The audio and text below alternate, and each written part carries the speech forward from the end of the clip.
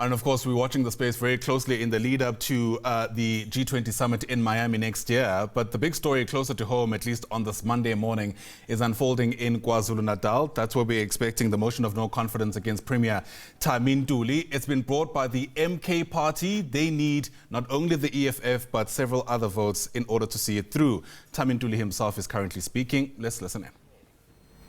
We also thank the Minister of Public Works nationally, Minister Dean McPherson, who also paid visits to the site on behalf of the national government. And I also had an engagement yesterday with His Excellency President Cyril Ramaphosa about the incident, who conveyed his message of condolences to the province of KwaZulu-Natal. Honourable members, we are pleased to announce that on Wednesday, 10 December, we unveiled a comprehensive financial recovery plan, a provincial government initiative aimed at stabilizing the province's finances and strengthening long-term service delivery.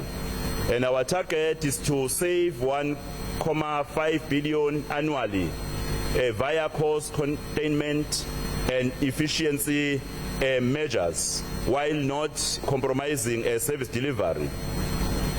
Tomorrow, Madam Speaker, we are going to commemorate the 187th anniversary of the Battle of Blood River under the auspices of Reconciliation Day.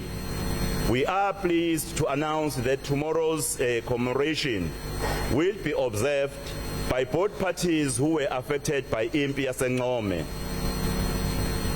His Excellency President Cyril Ramaphosa will also be in attendance, observing a Reconciliation Day at the site of the Battle of Blood River, which is significant as it directly confronts the painful past of South Africa's history. Madam Speaker, we are also pleased to announce the successful and incident-free completion of the marking process for the 2025 National Senior Certificate Examinations.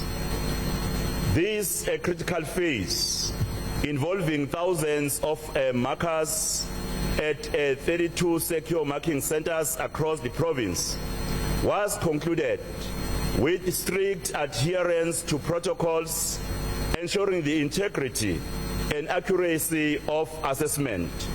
We take this opportunity to thank MEC for Education, MEC Shlomuga, and the entire administration in the Department of Education for the work well done. Madam Speaker, I will pause there for my remarks and thank the honourable members for allowing me to present the remarks as the Premier of KwaZulu-Natal. Thank you.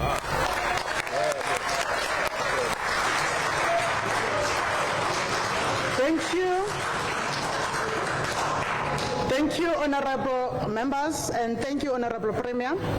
We'll now move to item 5, which is on the order paper, which is tabling of reports or papers. There were no tablings of reports or papers received by our office by the time of coming to the House. Therefore, we will move on to item 6, which is formal motions or notices by the Chief Whip, which is item 6 on the order paper. I therefore call upon the Honourable Chief Whip of the Legislature, Honourable Mbigwala, to present motions or notices if there are any. Honourable Mpepete. Honourable Speaker, Honourable Premier of the province, Leader of Government Business, and members of the executive, leader of the official opposition,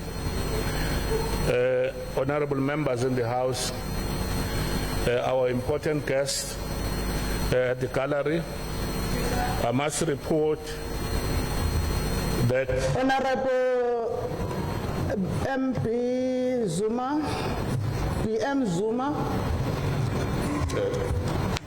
Thank you, Honorable Speaker. I'm writing in terms of Rule 57 and 1.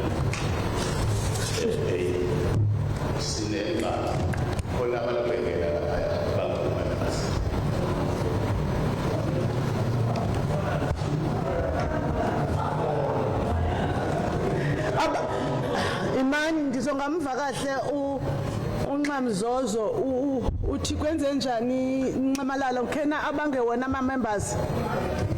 Yes.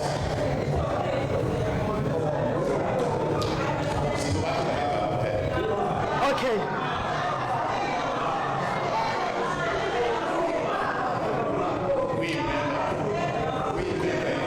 Kunabantu bokuhamba.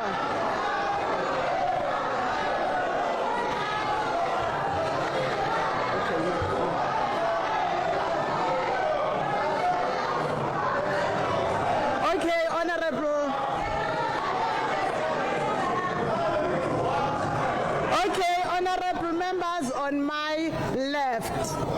Honorable members on my left. Honorable members on my left. I wasn't aware the motion was on me today. I will request the service officers to stand at the doors.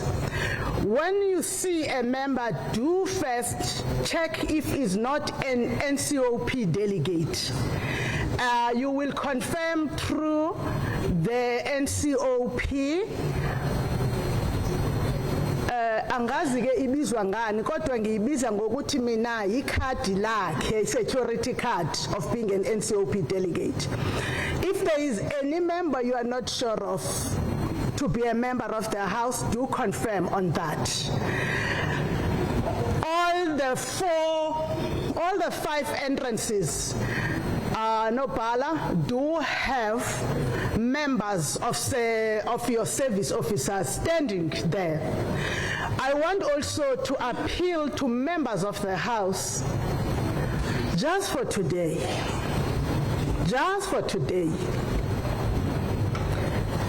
to show your understanding of democracy by allowing each one to be heard, so you also get to be heard when it's your time.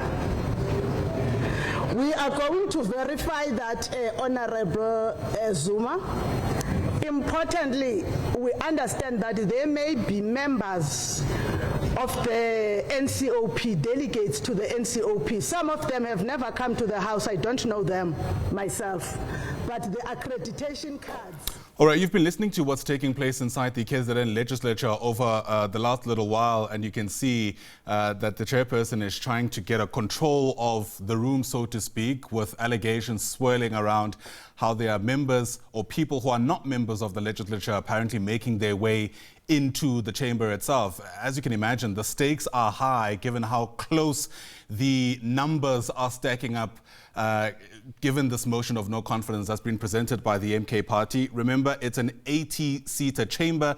The MKP only has 37 votes and in fact will need not only the EFF but at least a deflection from the Provincial coalition in order for their motion to pass. We'll keep one eye on what's taking place inside the chamber and take you outside. That's where we find SABC News reporter Ayanda Mhlongo, who joins us now live. And Ayanda, of course, this is not only about Thami Ntuli standing as the Premier, it's also about the MK party and the reasons why they wanted to bring forward this motion. Absolutely. And a very good morning to you and good morning to our viewers. As you were saying that the stakes are high, and I'm just quickly going to give our viewers just an idea of just how tense things are outside the provincial legislature. Now, this is the main road outside of the legislature, and you would see my colleague Natim Zamela showing us there the level of security. This entire area, roads in and around this precinct, have been closed off by the police. There is strict access into the legislature, and of course, while they contained this area around the legislature, what we can also say, of course, Ayanda, is that the parties here today have mobilized, and what the police have done to ensure that there are no clashes. We have just a few meters away is an area where the MK party supporters have gathered in their numbers as well, where they have gathered on the opposite side.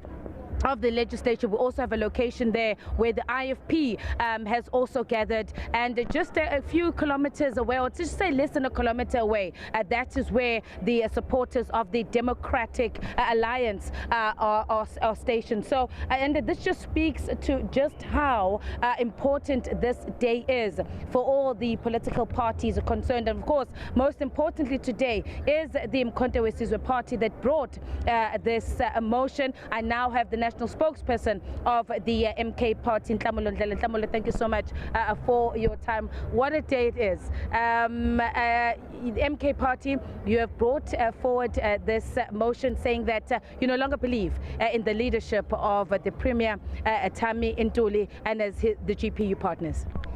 Well, let's put it this way.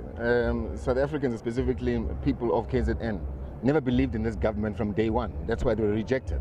And it's sad that now we find ourselves having to table motions of no confidence against really a government that's been rejected. I mean, it's more than anything else, just a coalition of rejects. And we, as uMkhonto weSizwe, are saying that let the people's will govern. Let the people govern. It can't be just on the basis of individual agendas and parties having their own agendas. I mean, that's not what democracy is about. The reason we have elections, in as much as they were rigged, because we shouldn't actually be sitting in a situation where we're actually tabling motions. We believe we won these elections, and in actual fact, we got enough votes to actually govern outside or even a coalition.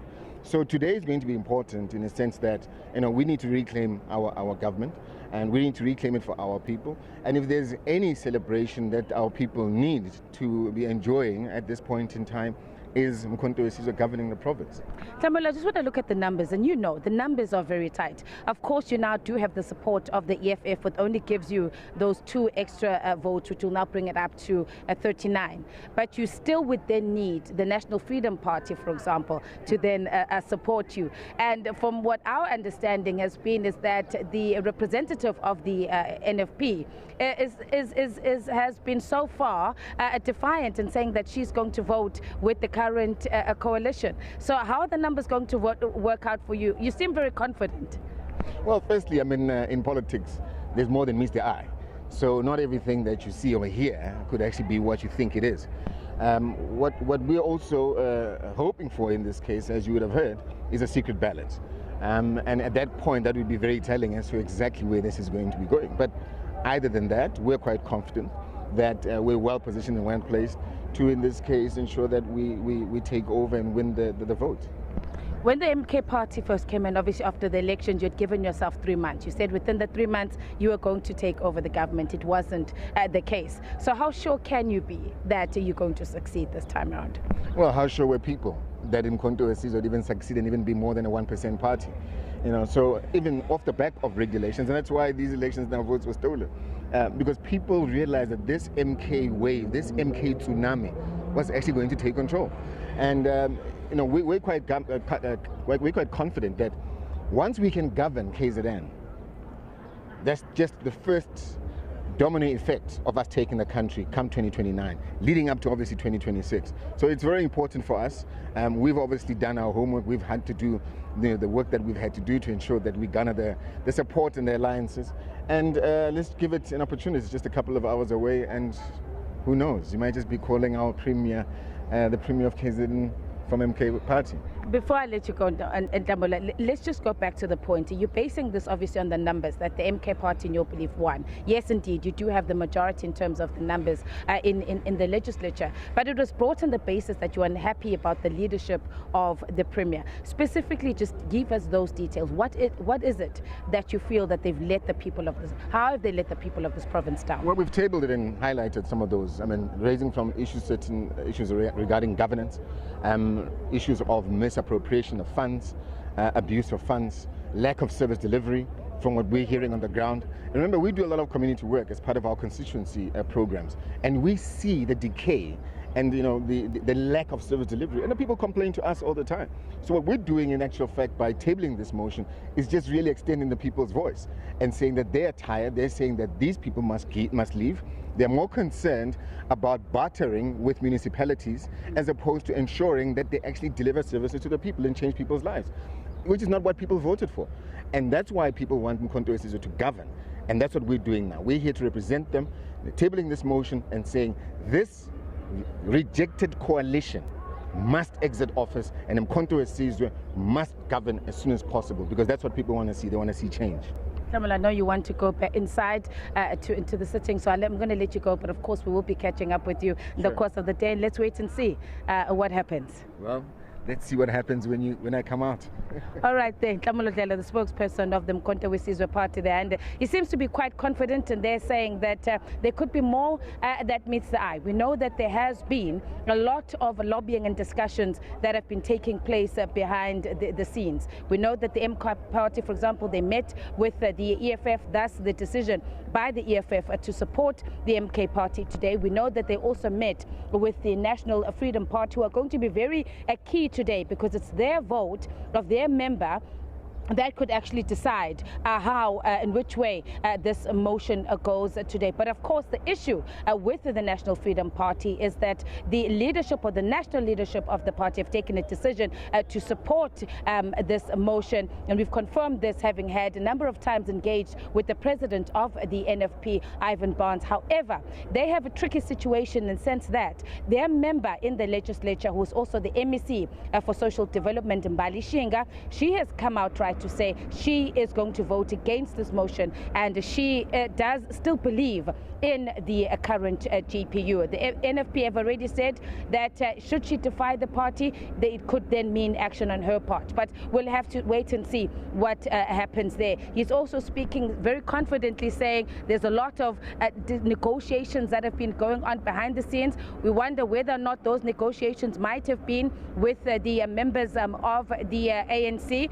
The ANC, though, has said through its leaders that they are going to vote against this motion, and they are fully support this government of provincial unity. So it is really, really a tight race, as we're going to see here. I am not too sure how it's going to go. Tlamulo seems very confident that they're going to succeed in today's motion, but certainly, of course, we'll have to find out whether or not. The interesting point as well is also going to be in whether or not it is going to be a secret ballot. The MK is betting, hoping that it will be a secret ballot, and they're confident that if it goes that way, then they will definitely succeed through this motion. But I can tell you, it is extremely, extremely tense outside. The police will certainly have their hands full at trying to contain these supporters of the different political parties that have gathered outside this provincial legislature. I mean, you're seeing now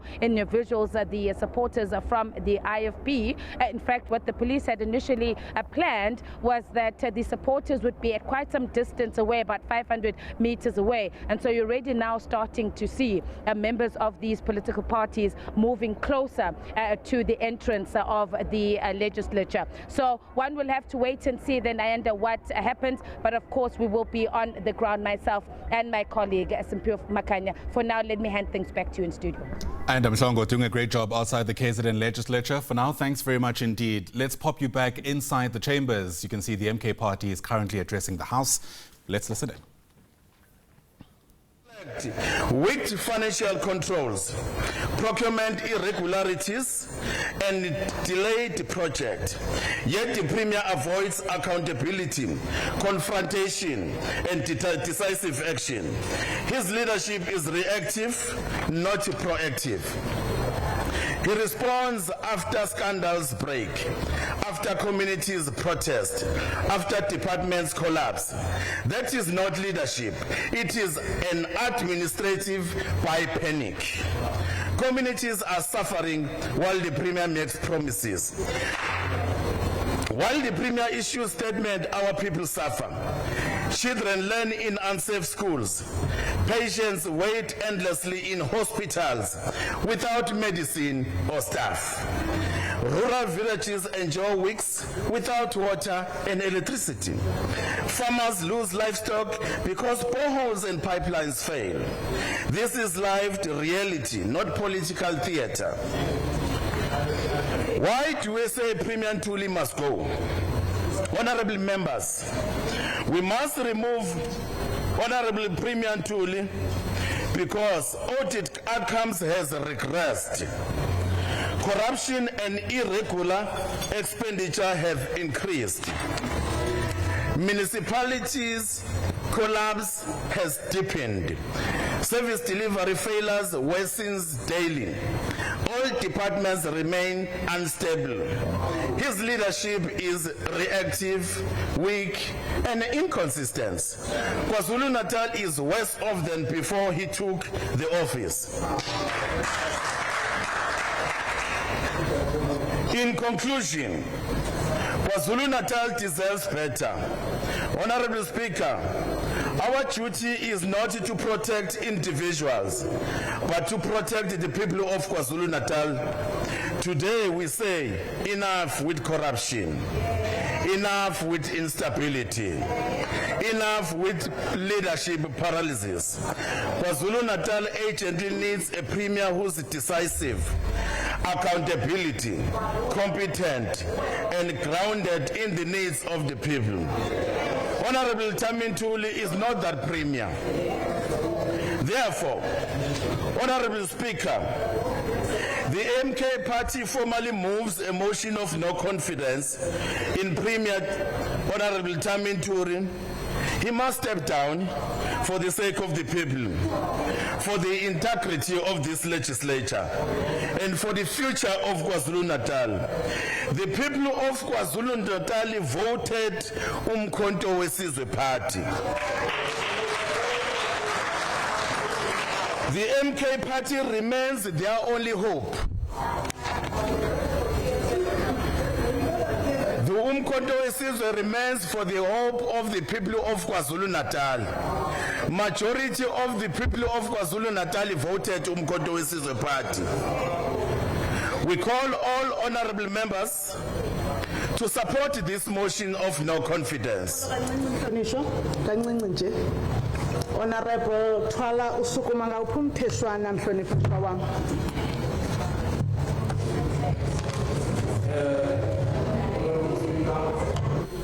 I'm rising on Rule 57A, also read together with,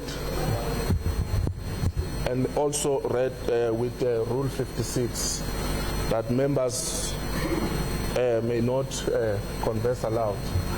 The Honorable, what are you howling for now?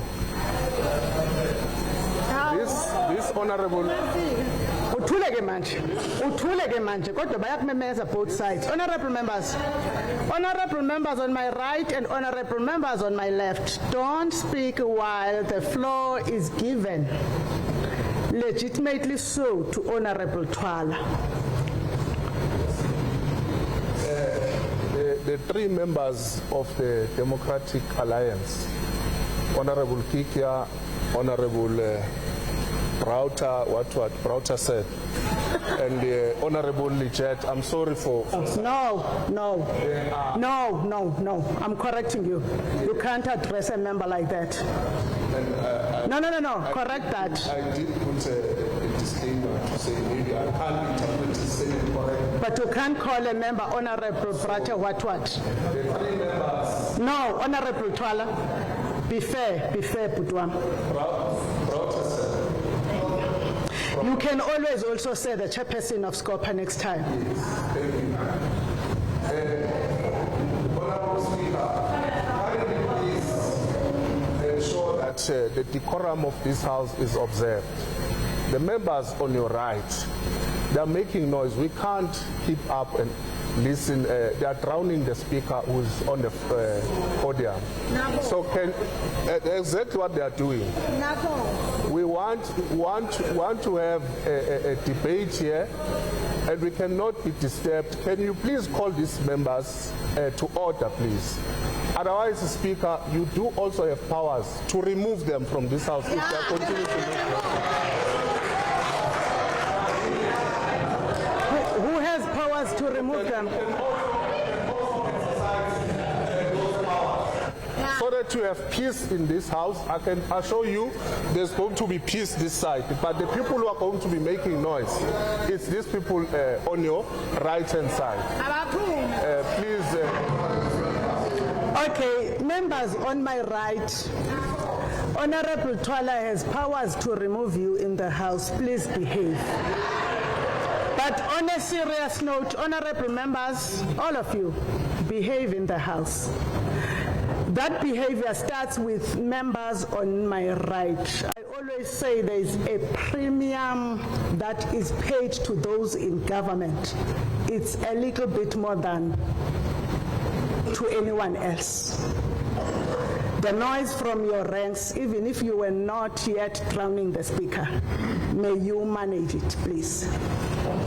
Thank you so much, Honorable Twala, for raising that. May we now, you have also alerted me, may you also be in line with Rule 56, please. Rule 56, Rule 55, may you also align yourself with Rule 55.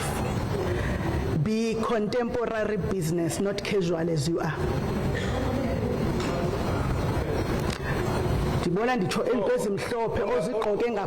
Honorable Speaker, I think for the greater part of this term, I've been wearing like this. It's only raising it. You have been venturing out of the rules. I can see that there is something beneath, something that is black, that is white. It's an underwear as far as I'm concerned. If it is under, it's a vest or whatever, it's white. You can't dress, it's only you who dress like that in the House. Please, there's something white you just hit. There's something white that's casual. Look at the members behind you. They are in nice contemporary business. We see nothing underneath. Look at them. Look at Honorable Makubane as he moves out. Look at him. He's so nice. It's only you who dresses like that. It's only you. And we have warned you. Stop doing it. Look at Honorable Nkosi. He dresses in the same attire some days. We see nothing underneath here. Please be in terms of Rule 55. Thank you, sir. You may continue, Honorable. You may continue, Honorable. If you refuse, look at him. Look at Ngati. Look at Ngati. Look at him. Contemporary business is something like this. Go ahead and do so.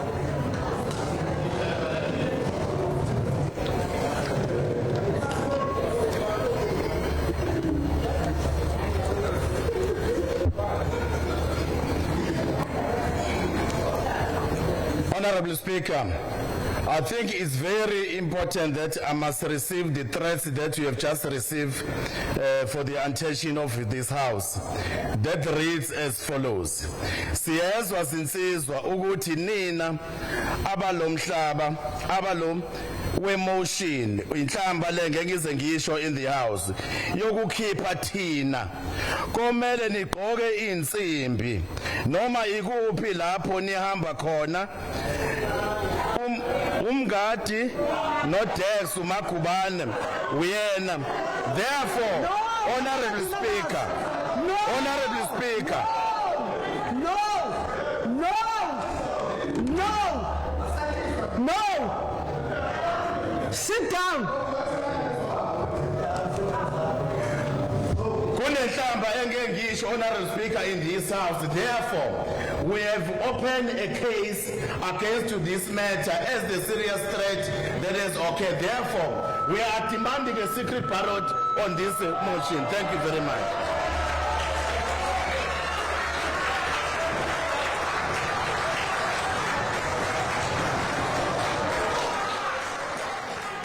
You've been watching live visuals from inside the KZN Legislature. The Speaker there in Ntembeko Boyce trying, I suppose, to get on with the business of the day. We've just heard the MK party tabling their motion.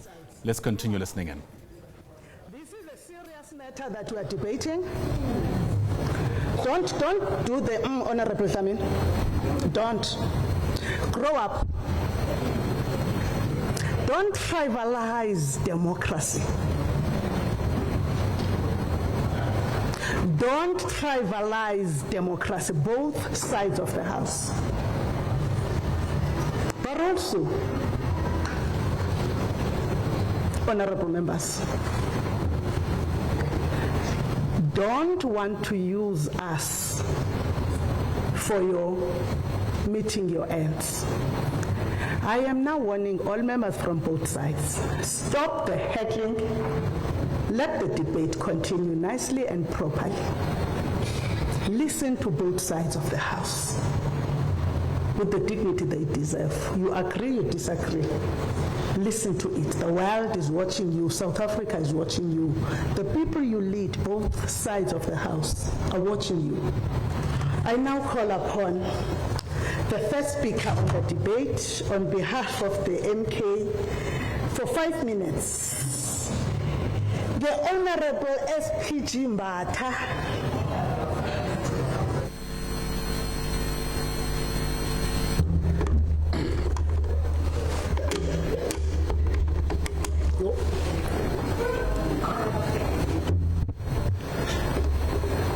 Honourable Speaker, honourable members,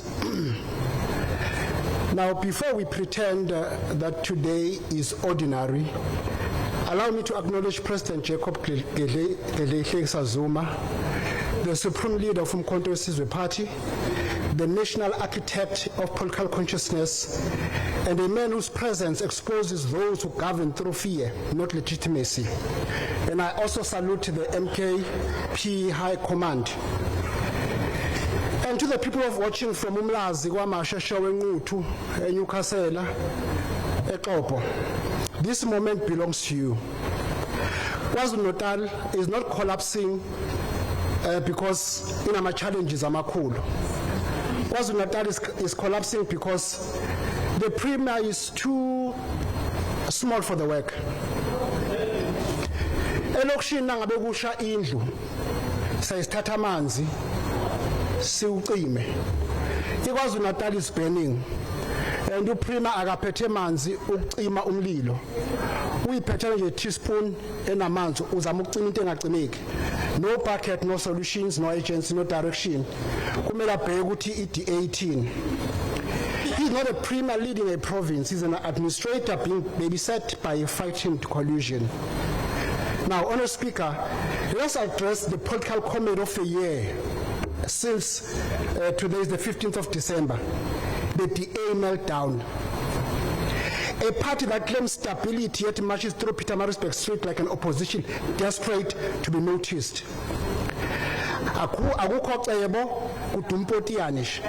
The best thing that I can do is to organize 10,000 signatures online. I mean 10,000 signatures online. This is not a political pressure. That is a WhatsApp, that is a funeral WhatsApp group. Joseph Goebbels today,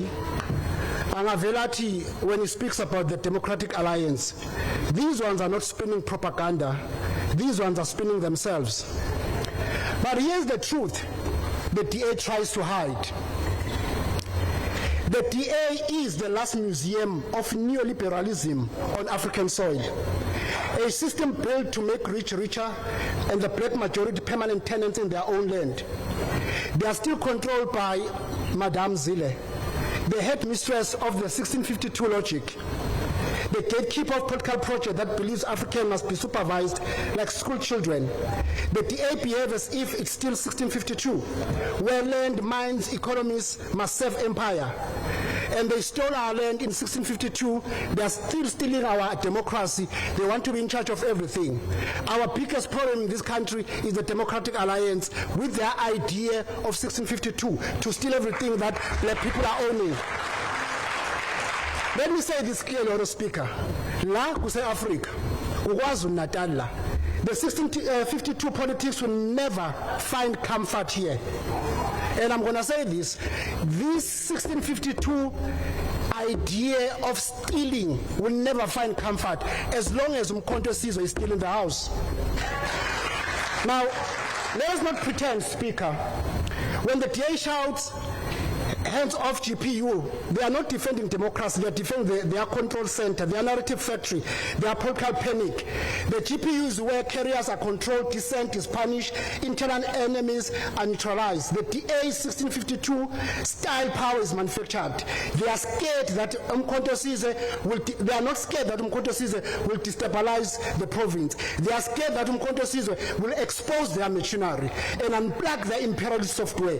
Under this premier, municipalities collapsed without shame, crime rose like sponsored project, black business suffocated without apology, graduates became workers with degrees, service delivery becomes a mythology. He governs like a man waiting for a supervisor to approve his courage. KwaZulu-Natal deserves a leader, not a placeholder for DA's insecurities. Or Speaker, Constitutional Court has already guided us. Where fear enters the chamber, a secret ballot becomes a constitutional hygiene. And when governing party collects 10,000 signatures out of panic, that fear is no longer speculation, is evident. Honourable Speaker, Uchek Ante-Diop teaches us that political power is not only legitimate when it reflects an aspiration of the people. KwaZulu-Natal has lost confidence in this premier and his handlers. And when confidence dies, leadership must change. Thank you, Speaker.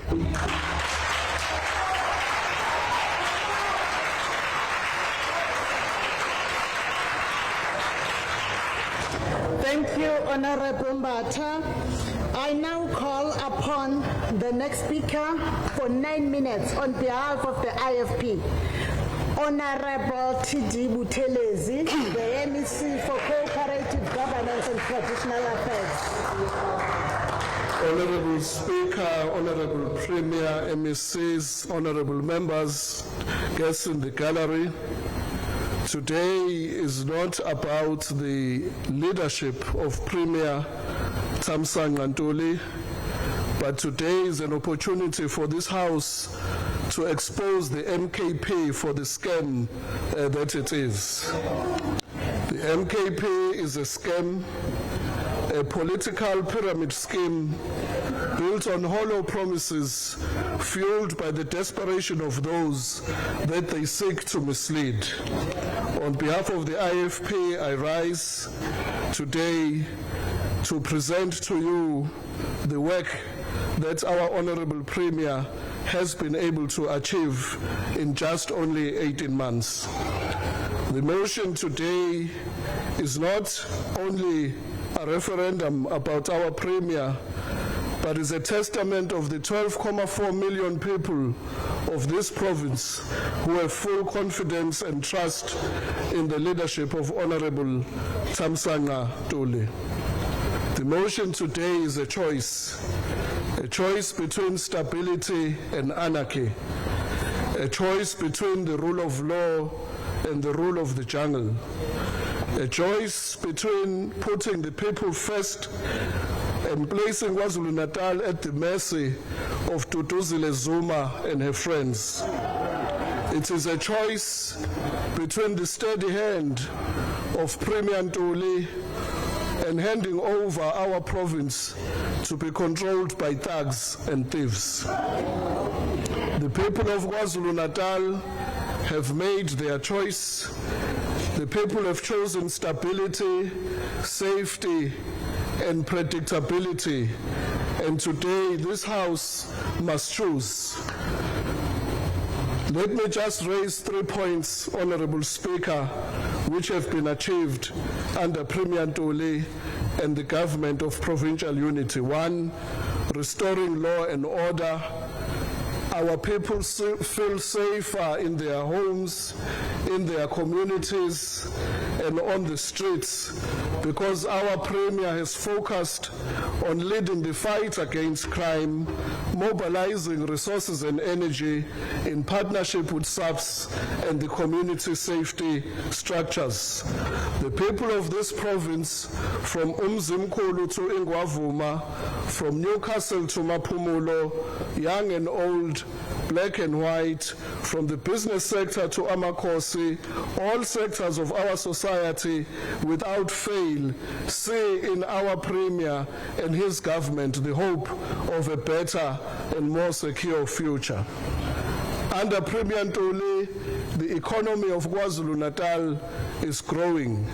While the opposition jumps up and down, the Money Web publication of 21 October 2025 has this to say, and I quote, KwaZulu-Natal is rapidly emerging as one of South Africa's fastest growing investment regions with billions of rands in new property and infrastructure projects, positioning the province as a rising powerhouse across multiple sectors. Close quotes. That is the Money Web saying. Let those numbers sink in. In the second quarter of 2025, while other provinces were decreasing, the economic growth rate of KwaZulu-Natal grew by 0.3%, resulting in the creation of 54,000 new jobs. Under Premier Ntuli, the level of service delivery has increased. The Department of Health is employing doctors, they are in the wards. The Department of Social Development is employing social workers, they are on the ground. The Department of Agriculture is leading a green revolution across the province. The Department of Finance is leading the financial recovery plan. The Department of Community Safety is removing all illegal foreigners under Ongangeni Ngesango Uyafohla, led by our Premier. And the Department of Economic Development in Etia has successfully defended Itala. Under our Premier, the number of municipalities achieving a clean audit is increasing. Let me now turn my attention to MKP. Ziphi ingane zabantu endayise ngazo eUkraine?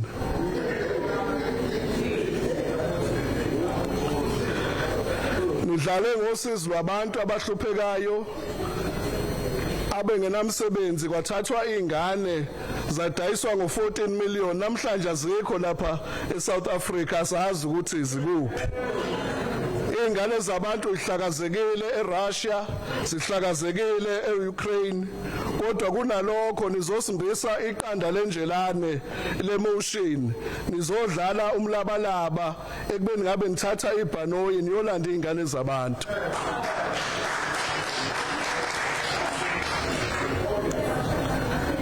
Siyabazwela abantu abavotela iMKP ngo-2024 ngoba babengazi ukuthi bavotela inganekwane lesiyibona namhlanje.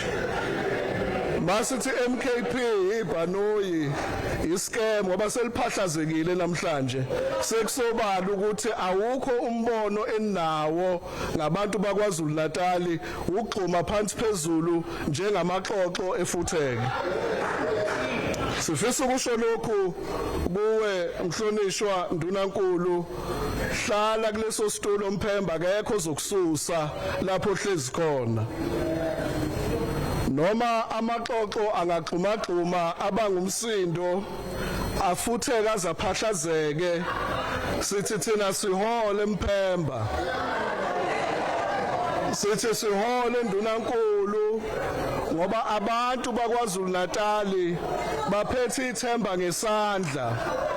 Selokhu ungenile Mphemba uhola lesi sifundazwe, noma ungamisa ingane encane esakhasa eziko, ingane esakhasela eziko inethemba ngenxa yobuholi bakho Mphemba, uhola lesi sifundazwe ubambisene nongqongqoshe. Ungena kwamaqembu ahlukene eholwa uwe Mphemba ku-GPU kwenze ukuthi uhulumeni usebenze kangcono. Sibona izinga lomsebenzi linyuka. Ngakho ke laba abavukwa isilungulela sokuphatha, into esingayisho nje kubo ukuthi abalinde kuze kushaye u-2029 ngoba njengoba beyiqulu nje namhlanje bayobuya ngo-2029 belingene i-Uber, ngoba abantu sebebonile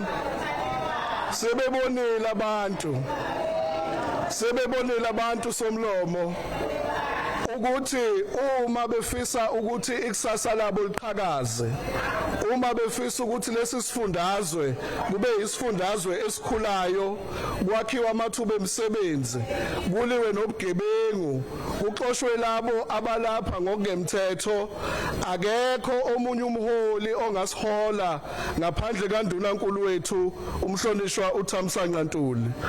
Sithi ke Mphemba egameni leqembu leIFP qhubeka nomsebenzi oncomekayo esiubonayo akusho thina esihlezi kulendlu kusho abantu bakwaZulu-Natal.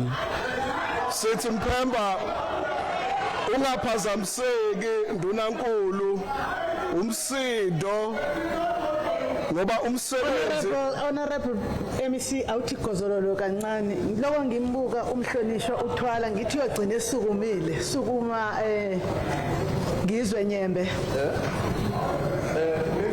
Again, Speaker, I'm also rising on Rule 57A, read together with 57(1)A, read also together with Rule 74.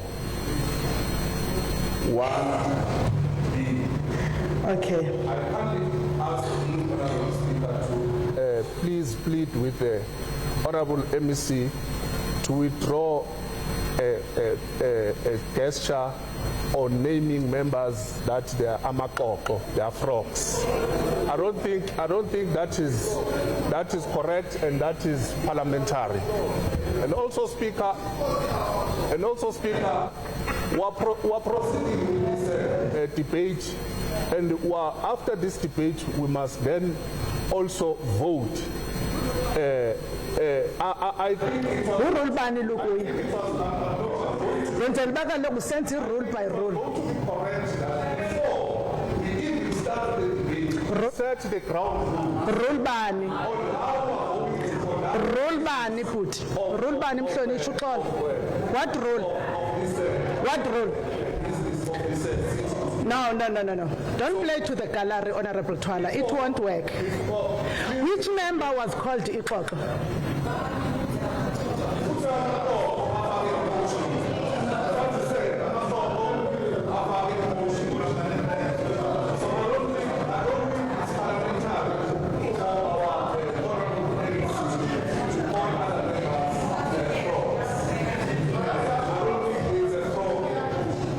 I will go back and listen. No. Listen to me. I will go back and listen on Hansard. It may be that I heard him wrongly, but what I heard him raising in my ears was heard as a point of debate. But I promise you to come with a ruling on the 15th of January, in that special sitting on the 15th of January. I will have to go back. But before I go back, I will check from the MEC. MEC, did you say that No, you rise.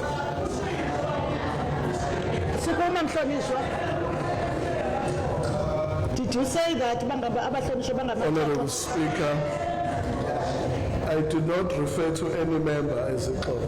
Thank you. Now, honourable members, allow me to go and listen, and I'll come back with a ruling. Honourable Twala, I will come back with a ruling on the 15th. But I also thought that you were also going to rise on what you've raised on before, because the members behind you were heckling and drowning the speaker. I thought you were going to rise in that consistency, but nonetheless, let's continue. I will come with a ruling on the 15th of January on that matter. Thank you, sir, for bringing that to our attention. We may have missed it. Let's go to No. We are done with that, what you raised on. You will rise on another now. You may sit down. No. Honorable Twala, you don't usually come to the House. You may miss how we raise rules. Sit down, Honorable Twala. Honorable Twala. Sit down. Sit down, Honorable Twala. Sit down. Honorable members, I woke up today being very kind and magnanimous. Please don't want to take that away from me. Please. May you continue, Honorable MEC. Thank you very much, Madam Speaker. And through you, my parting shot, may I ask once again, ziphi ingane zabantu eyise-Ukraine asizukuphumula Honorable MEC, take your seat. Honorable Ngati, what rule are you rising on? What point of order are you rising on? Thank you very much, Speaker. I'm rising on Rule 57, 1D. Nangafuna ukubuza ukuthi ungawuthatha nombuzo umhlobo wakho. I will not. Uthi chabo ungaqhubeka ke Shenge. So, Uson.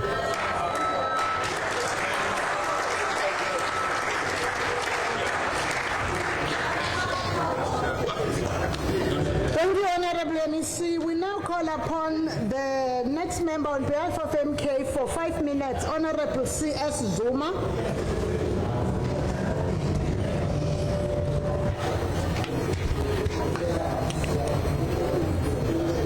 Honorable Speaker, ngiyabonga. Nginombuzo othi kulo obuza ingane ezise-Ukraine. Umbuzo wami uthi baphi abantu besifazane ababecela umzansi komunye wamasipala ukuze baqashwe. Sikhuluma ngamalungelo abantu besifazane abaphucwa wona ukuze badedele umzansi ukuze baqashwe. Naku umbuzo. Ngiyabonga Speaker, ngibingelela inkosi uQhiliza, Chief Whip uMkhonto weSizwe, National and Provincial Leadership, President, the only president that makes it DA March. We have seen posters on social media, EDA mobilizing people to block today's motion, which is a sign of desperation. Few weeks ago, EDA filed a motion against the Premier of Gauteng, Upanyaza Lusufi. Uthi gozololo mhlonishwa.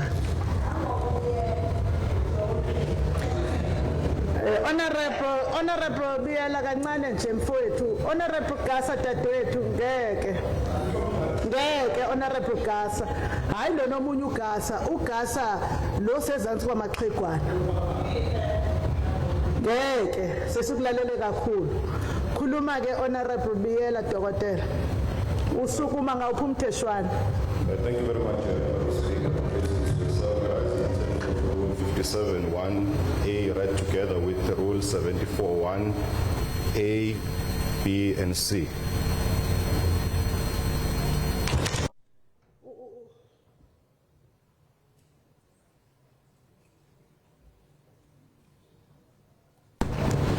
You are in 57.1A. And then read accusation of improper motives against another member and a personal reflection against another member. Oh, okay. Honorable Speaker, the Speaker on the floor has referred to the latter Speaker, and the latter Speaker is the Honorable Reverend Titi Buthelezi. And she has made accusations to the effect of sexual issues and harassment. And those are those.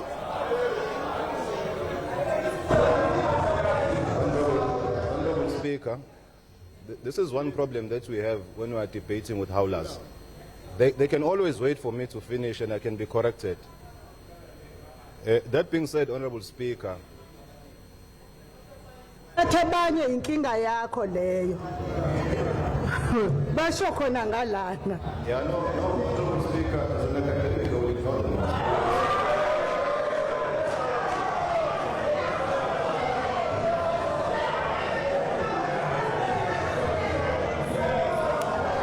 Okay. Honorable member, can I check with Honorable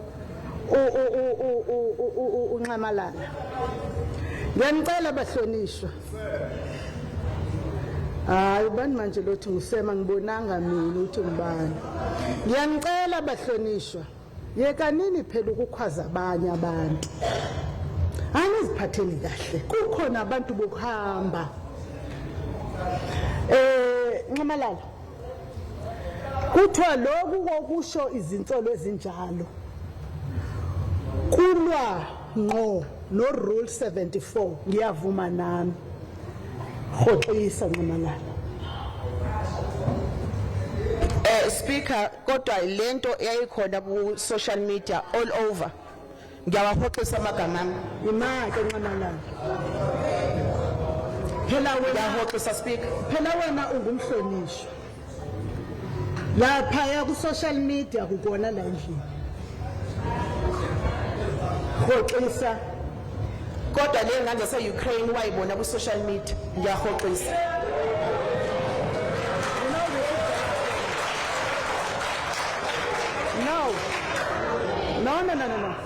No. Some of the people that are clapping for you are very young because they think what you're doing is right.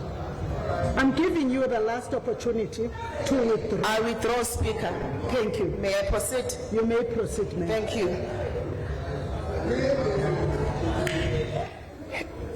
A few weeks ago, DA filed a motion against the Premier of Gauteng, Panyaza Lusufi, and uMkhonto voted in support of the Premier. Ngoba ngeke sidlala iDA no Helen Zille. Senikhohliwe noma nithanda belungu about the planned project of IFP funded by DA to destroy ANC in the province of KwaZulu-Natal. Ukunkhomboza by defending uPremier, you are defending the Stellenbosch mafias. Egameni nisikhohlisa ngalo le GPU because abelungu think we are not complete without them. The main task of the GPU is to protect the market at the expense of the poor. The sad truth, most of the ANC members nilani khona because we were groomed by President Zuma. Ngiyacela ningawubulala umzabalazo oKhrizani oHerigwala ababelela inkululeko yomuntu omnyama namhlanje nishade neDA abacidezeli. Today this house must confront a profound constitutional question: does Premier Thami Ntuli still command the confidence of KZN? Honorable members, the evidence before us says no. The people of KZN says no, and our duty to accountable governance demands we say no. This motion is not personal. It is about performance, accountability, integrity, and the protection of public funds. What we face today is not a single scandal or one moment of poor leadership. It is a pattern, a culture, and a collapse of executive responsibility under Premier Ntuli. A Premier missing in action. Under Premier Ntuli, governance in KwaZulu-Natal is adrift. Department operates without agency, without coordination, and without discipline. Program stores warning are ignored, and oversight is treated as an irritation rather than a constitutional instrument. KZN cannot afford the hands of Premier. We need a leader, not a spectator. Secondly, the medical claim in health. Honorable members, one of the most serious allegations before us involve the mismanagement of medical legal claims funds intended for vulnerable citizens, including children with severe disability. Incident reports have pointed a prima facie evidence of failure to transfer court orders, compensation to trust accounts, unauthorized investment of public funds, and weak oversight by senior officials. The Premier referred the matter to the SIU, but to this day, the province is waiting for full accountability. This represents not only possible financial misconduct, but a moral failure affecting the most vulnerable in our society. Thirdly, transport tender irregularities, 600 million and escalating. A major concern lies with Department of Transport, where a 600 million public transport contract allegedly ballooned through questionable variation orders. Investigation have pointed to allegations of interference with adjudication committees, tenders awarded under disputed conditions, commitments of hundreds of millions of rands, not aligned budgets. The HOD sits suspended, but the Premier has yet to demonstrate that he has full command of this crisis or that decisive corrective action is underway. The youth fund corruption. the KZN Youth Fund was meant to uplift young entrepreneurs. Instead, it has become a symbol of distrust. Reports and investigation revealed allegations that beneficiaries included applicants not from KZN, incomplete applications were processed, senior officials, including DG, left under circumstances pointing to intimidation and toxic work environment. The Premier publicly announced 100 million for the fund, where only 25 million was available. Our young people were misled. Their hopes were raised and then shattered. If you betray the youth, you betray the future of this province. Usukuma ngawuphi mhlonishwa mpexeshe inhloko. Honorable Speaker, I rise from Rule 272(3).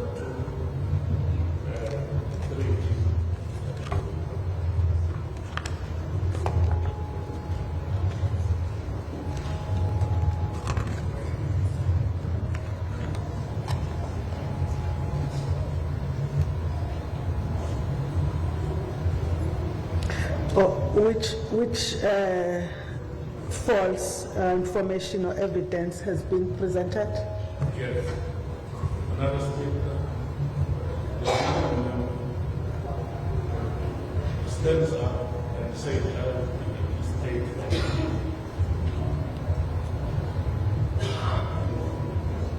Can he produce evidence?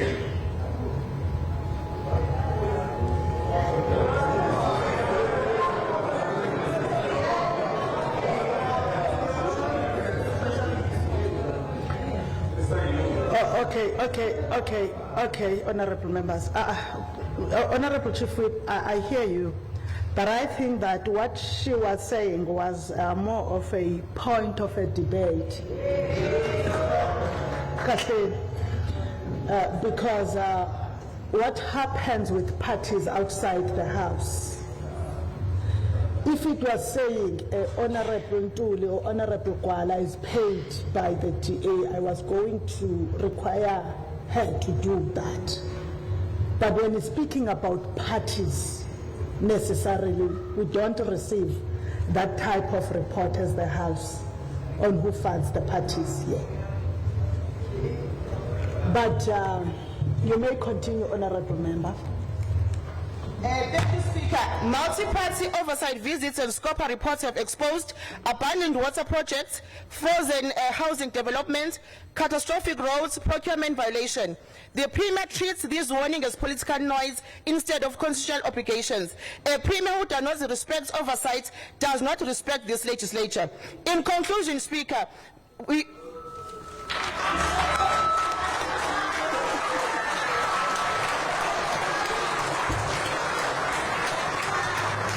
Thank you. The next member for 6 minutes on behalf of the ANC is the Honorable MC Fraser. Thank you, Honorable Speaker, Honorable Premier and the Executive, Honorable members, guests, and most importantly, the people of KwaZulu-Natal. This debate goes far beyond individuals and the defense of any political party.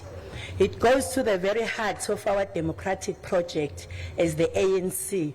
The mandate issued by the people of KwaZulu-Natal in 2024 elections and the historic responsibility resting on all of us to safeguard stability and constitutionalism. What is at stake here is not a name, not a title, and not the occupant of an executive office. What is at stake here is whether we respect the will of the people as expressed through the ballot, or whether we allow narrow, opportunistic maneuvers to undermine the collective instruction given to all political actors to work together in the interest of the people. Honorable members, the people of KwaZulu-Natal did not deliver any outright majority to any single party. In doing so, they consciously compelled the cooperation, shared responsibility, and political maturity. They directed us towards a government of provincial unit as a necessary instrument to prevent fragmentation, protect democratic stability, and ensure continuity of governance in a complex and contested political moment. To reduce this debate to personalities is therefore a distortion. Tina, as African National Congress, we choose to approach this debate not by emotions, not by factional impulse, but by the historic mission entrusted to it by the people of South Africa, which is the advancement of national democratic revolution and the protection of democratic gains achieved through decades of sacrifice. Honorable Speaker, the ANC's transformation and developmental agenda has never been about individuals, nor has it never been reduced to the arithmetic of coalitions. It is anchored in a long-term revolutionary program rooted in the Freedom Charter and protected by the democratic constitutional order that our people fought for, bled for, and died for. You see, the electoral did not deliver a fragmented mandate by accident. They did so deliberately to compel cooperation, to demand maturity, and instruct us to place the collective interest of society above narrow party calculations. The government of provincial unit is therefore not an elite arrangement, nor a political favor to anyone.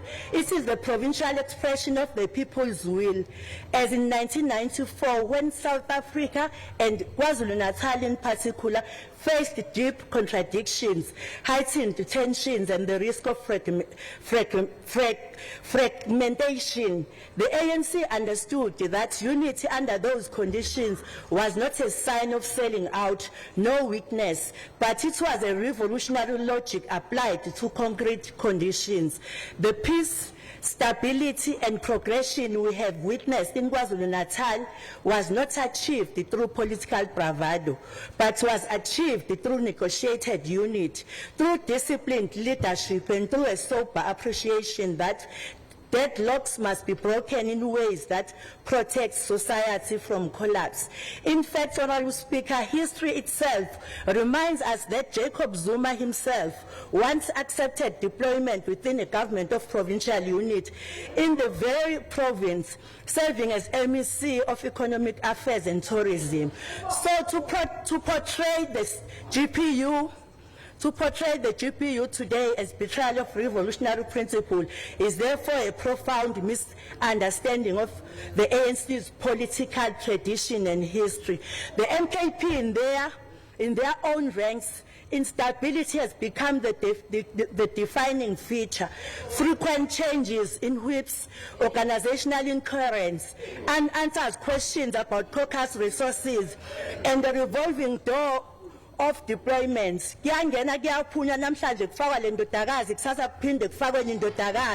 These people are stemming around the desperation of vulnerable people, dragging ordinary people into wars that they do not serve their interest, deploying people with deeply questionable records, including those who are implicated in the stealing of UIF monies.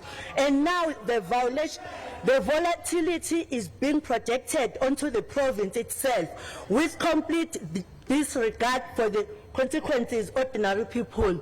The ANC will not participate in such recklessness. Rather, the ANC chooses a different path, the path of responsibility, maturity, and revolutionary clarity. The people of this province have suffered too much violence, division, and political recklessness to be taken back to that painful past. We can't afford it. Thank you very much.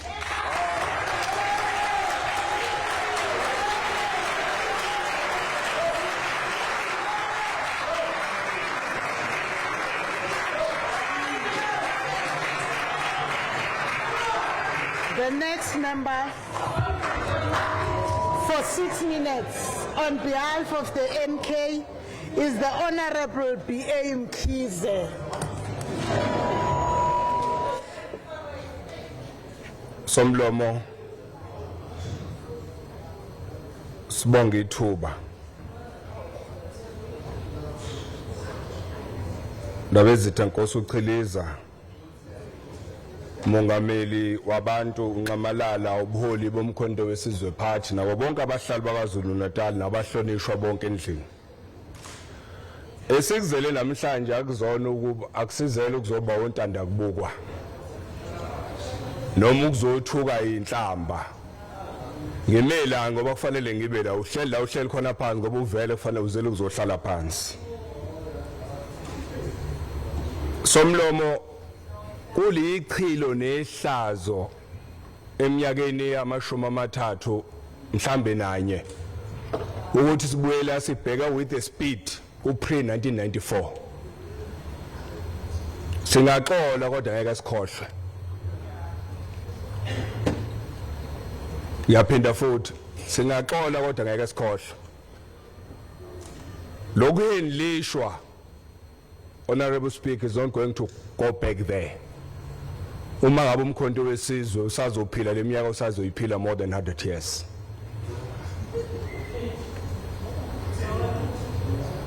Ngeke sikwazi ukwamukela ukuthi kufanele kube nemali ephasiswa enganele ephasiswa ileshamthetho ihlale ehovisini likamhlonishwa undunankulu walesifundazwe u18 Ntuli.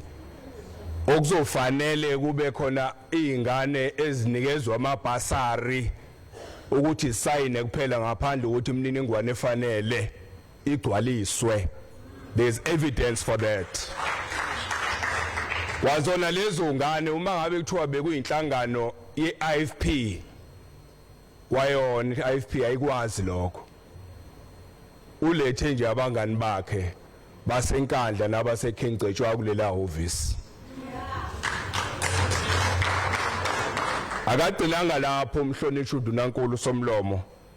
Aphinde wayelandela nje abangani bakhe futhi enkandla municipality leqale khona sekhengcetshwayo wazobafaka kuleli office.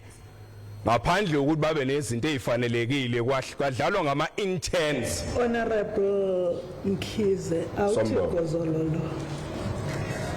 Honorable Mntanenkosi Khawula usukuma ngawuphi umtheshwana mphathiswa.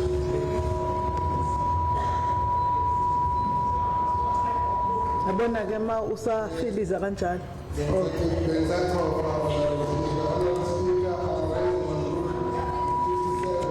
A combined with Rule 7(4) A, B, and C.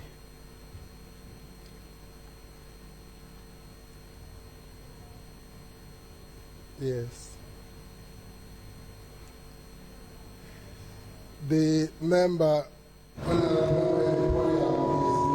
an accusation which has no substantiation to the Honorable 18 Ntuli. It's now 21 minutes after 10 o'clock. You've been listening there to the debate on Thami Ntuli's, or a debate on the motion of no confidence against Premier Thami Ntuli. It seems a few audio issues are now making our coverage of the story quite difficult.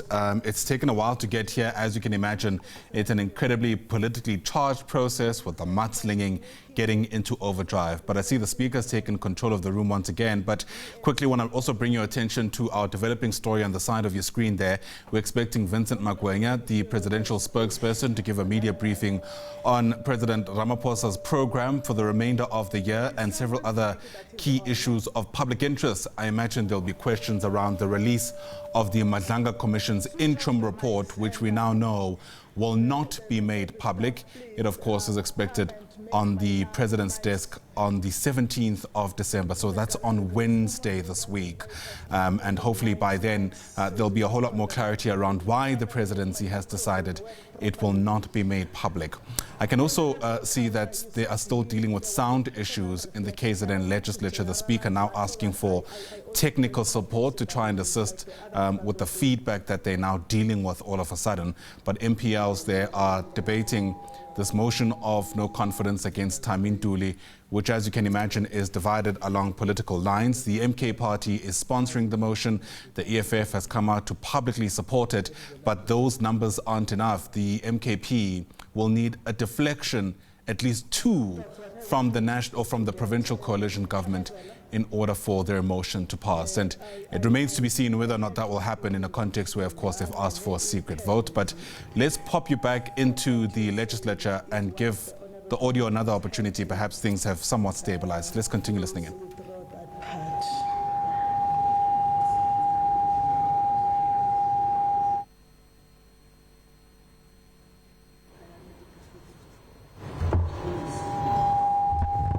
Angixolise somlomo ngokukhulu ukuyithoba abantu bakwaZulu-Natal bakuzwile bekufanele bakuzwe somlomo Make na ngiyakuhlonipha wena uke wayikhansela uyazi indlela engenziwa neyenziwayo lo ngimemezayo ke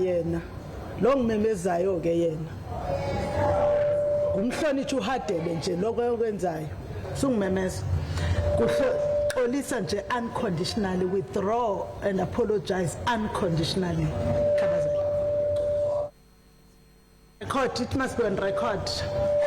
Ngiyaxolisa somlomo. Siyabonga Gcwabe, ungaqhubeka.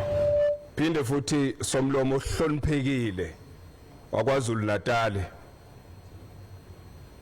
Izumbulu zemali ezisetshenziswa ukuthutha noma ukuhambiswa undunankulu wakwaZulu-Natal ziphezulu kakhulu ezilinganiselwa ngemoto iyodwa. Uyazazi imoto somlomo ahamba ngazo 85,000 iyodwa ngenyanga ziqashiwe ukuthi iqashwa phi mhlawumbe ukhona ozosho ngoba naye unazi ingane okuyezakha izalayo ayiqashela eminyangweni wakhe. Okulinganiselwe emotweni ezintathu imali engango 255,000 ngenyanga iqashiwe ingathengiwe ihhovisi alificile kwabakagogo. Uma ubuyela ngonyaka imali engango 4,335,000 rands. Ungathola imoto ezingaki la zithengiwe kuleli office that you are going to take over. Somlomo isilo samabandla ngebhadi esinako ukubika noma sicele makufanele siphume siye la kufanele siye khona ngemisebenzi yaso. Kuyihlazo ukuthi kufanele sizokhothama sikhothamela undunankulu emhlabeni waso la kaZulu.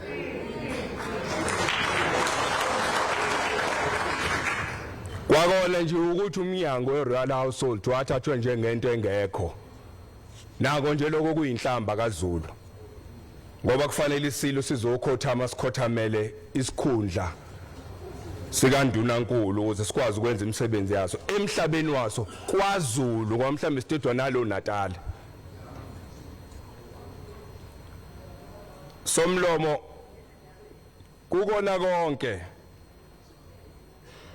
sithi siphuma kulo 14 days esiphuma kuwona ukuhlonyezwa kwabantu besifazane nezingane asebeshila abakushilo kwaphikiswa la kuphikiswe khona. Kulichilo eofisini likaNdunankulu ukuthi kuzukube manje kunabantu besifazane uma ngabe uNdunankulu ehamba yaphesheya ngokomsebenzi makushiwo ukuthi webusiness leofisi likaNdunankulu athumele thina kodwa 3 days after kunakufanele balandela bangahambi nethimba kodwa ngemali yethu. Undunankulu ufuna achaza ukuthi ubani lo sisi lo wesifazane owalandela emva kweinsuku ezintathu wayodla imali yethu naye. Ngiyabonga.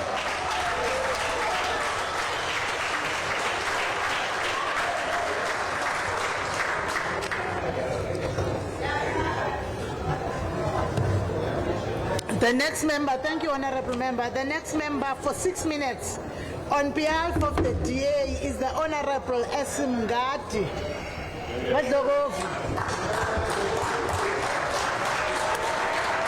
Somlomo hloniphekile ake ngithathe leli thuba ngibingelele undunankulu wesifundazwe ongayindawo namhlanje, the Honorable Premier Thami Ntuli, amalungu esigungu esiphezulu eminyango ehlukahlukene Leader of the opposition, Nkosi Chiliza, Ozakwethu, and the people of KwaZulu-Natal. There are moments in life, Speaker, when history pauses. Not to ask who shouted the loudest, in the case of Honorable Moyombata, but to ask who stood firm when it mattered most. Kuba yiso leso sikhathi lapho umlando umekhona. Sibuzwa umbuzo owodwa wokuthi ubani owaba nesibindi sokumela iqiniso. Today is such a moment. This motion of no confidence is not merely a procedural exercise. It is a test of judgment, a test of memory, and above all, it is a test of whether we understand what it takes to rebuild a province that was left fractured, indebted, and exhausted. Because reconstruction is never dramatic, and Speaker, progress is never instant. Responsible government is equally rarely loud. 18 months ago, KwaZulu-Natal stood at the edge of institutional fatigue. Departments were hollowed out, finances were precarious, and public trust had been eroded by years of drift, delay, and disappointment. Kodwa esikhundleni sokubalekela kuyindawo zokwanyethezeka kwezepolitiki, kwakunamaqembu akhetha ukubambisana. These political parties chose cooperation over convenience. They chose unity over individualized egos, and they chose hard work of rebuilding over the ease of oppositional theater, as we have seen with the speakers before me. That choice became the government of provincial unity, and as we have heard today, a concept not even new to the supreme leadership of the MKP. And so, Speaker, it is rather bizarre that a party that just today recognizes that they are not the majority would ask us 18 months into the progress made by the GPU to pretend that nothing has changed, to ignore evidence, to dismiss progress, and to destabilize what is finally beginning to function. Siyenqaba ngalapha. But Speaker, don't take my word for it. Let me allow me rather to extend on the analysis given by the Honourable Fraser. In public works, a department synonymous with stagnation, something remarkable has occurred. The language of excuses has been replaced with the language of accountability. Debt is being collected. Contractors have been paid. Abandoned properties have been audited, reclaimed, and repurposed, not for symbolism, but for service delivery. Projects once frozen by intimidation and criminal syndicates have begun to move again. Transparency has returned to procurement, and confidence has returned to the infrastructure industry. Lokhu akusiyo inkulumo nje, kukhombisa ubuholi obuqotho. In Treasury, equally, fiscal discipline has been restored where disorder had become normalized. Audit outcomes have improved. Supplier confidence has stabilized. And most importantly, the public purse has been protected, not by rhetoric, but by restraint. We have a financial recovery plan in KwaZulu-Natal to deliver to the people of our province, and today the MKP asks us to abandon this progress. Equally in health, Speaker, leadership left boardrooms and entered hospitals. Clinics have improved, outcomes improved. Maternal mortality in KwaZulu-Natal is in decline. The GPU has brought us more doctors per capita in... You've been listening there to the debate by members of the Provincial Legislature in KwaZulu-Natal, with Thami Ntuli's time at the helm of that province currently hanging in the balance. We're showing you what's taking place both inside and outside the chamber, where you could see a number of supporters of different parties gathering to make their voices heard. We'll keep a close eye on what's taking place in KZN, but we want to take you to our other developing story of the hour. Presidential spokesperson Vincent Magwenya currently speaking at the Union buildings about developments in the country that has to do with the president's own program and, of course, other matters of public interest, we're told. And there's a lot of interest, of course, in also trying to ascertain the presidency's rationale around that decision not to make public the interim report of the Madlanga Commission. But as soon as they deal with some of the logistical stuff that they're busy with at the Union buildings, we'll take you there live. In the interim, let's just continue listening into that debate in KwaZulu-Natal. Let's take you there. It's not a solution to our problems. It is an elevated risk to our stability. Through you, Speaker, to my fellow GPU colleagues, unity does not mean uniformity. We are allowed to disagree. This government is not perfect, but it is functional. it is reforming, and it is accountable. History will not judge this House by how loudly we protested, but by how responsibly we governed. Equally, a motion of no confidence must be a tool of accountability and not a weapon of political impatience because you are hungry. So we reject this motion as the Democratic Alliance. We stand with Premier Thami Ntuli. We stand with the government of provincial unity, but most importantly, we stand with the people of KwaZulu-Natal. Ngiyabonga.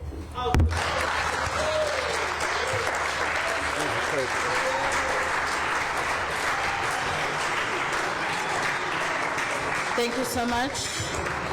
The next honourable member for 6 minutes is Honourable M.W. Twala. Honourable Speaker, EFF. Deputy Speaker. Please allow me to finish. Thank you. I was not finished calling you. Under 6 minutes. For 6 minutes from the EFF, you may now begin. Thank you. Honourable Deputy Speaker, our Secretary General, the founding DSG of the EFF, the Provincial Secretary, CCT members, and the commanders in the gallery, and to the Revolutionary Ground Forces of Economic Freedom Fighters led by our Commander-in-Chief, Julius Selomalema, we offer our disciplined and militant greetings. Also, the progressive and astute NFP, MEC Mbali Shinga, sesimthathile ungakuthina. We stand today to deepen a necessary debate on the crisis of leadership and governance and democratic legitimacy in KwaZulu-Natal. This debate is necessary because as the EFF we believe that the people of KwaZulu-Natal deserve leaders who are accountable and capable of delivering real change. We cannot normalize a provincial administration that exists through political manipulation rather than a democratic mandate. The 2024 elections were loud and clear. The people of KwaZulu-Natal spoke decisively and placed the MKP as the leading political party in this legislature.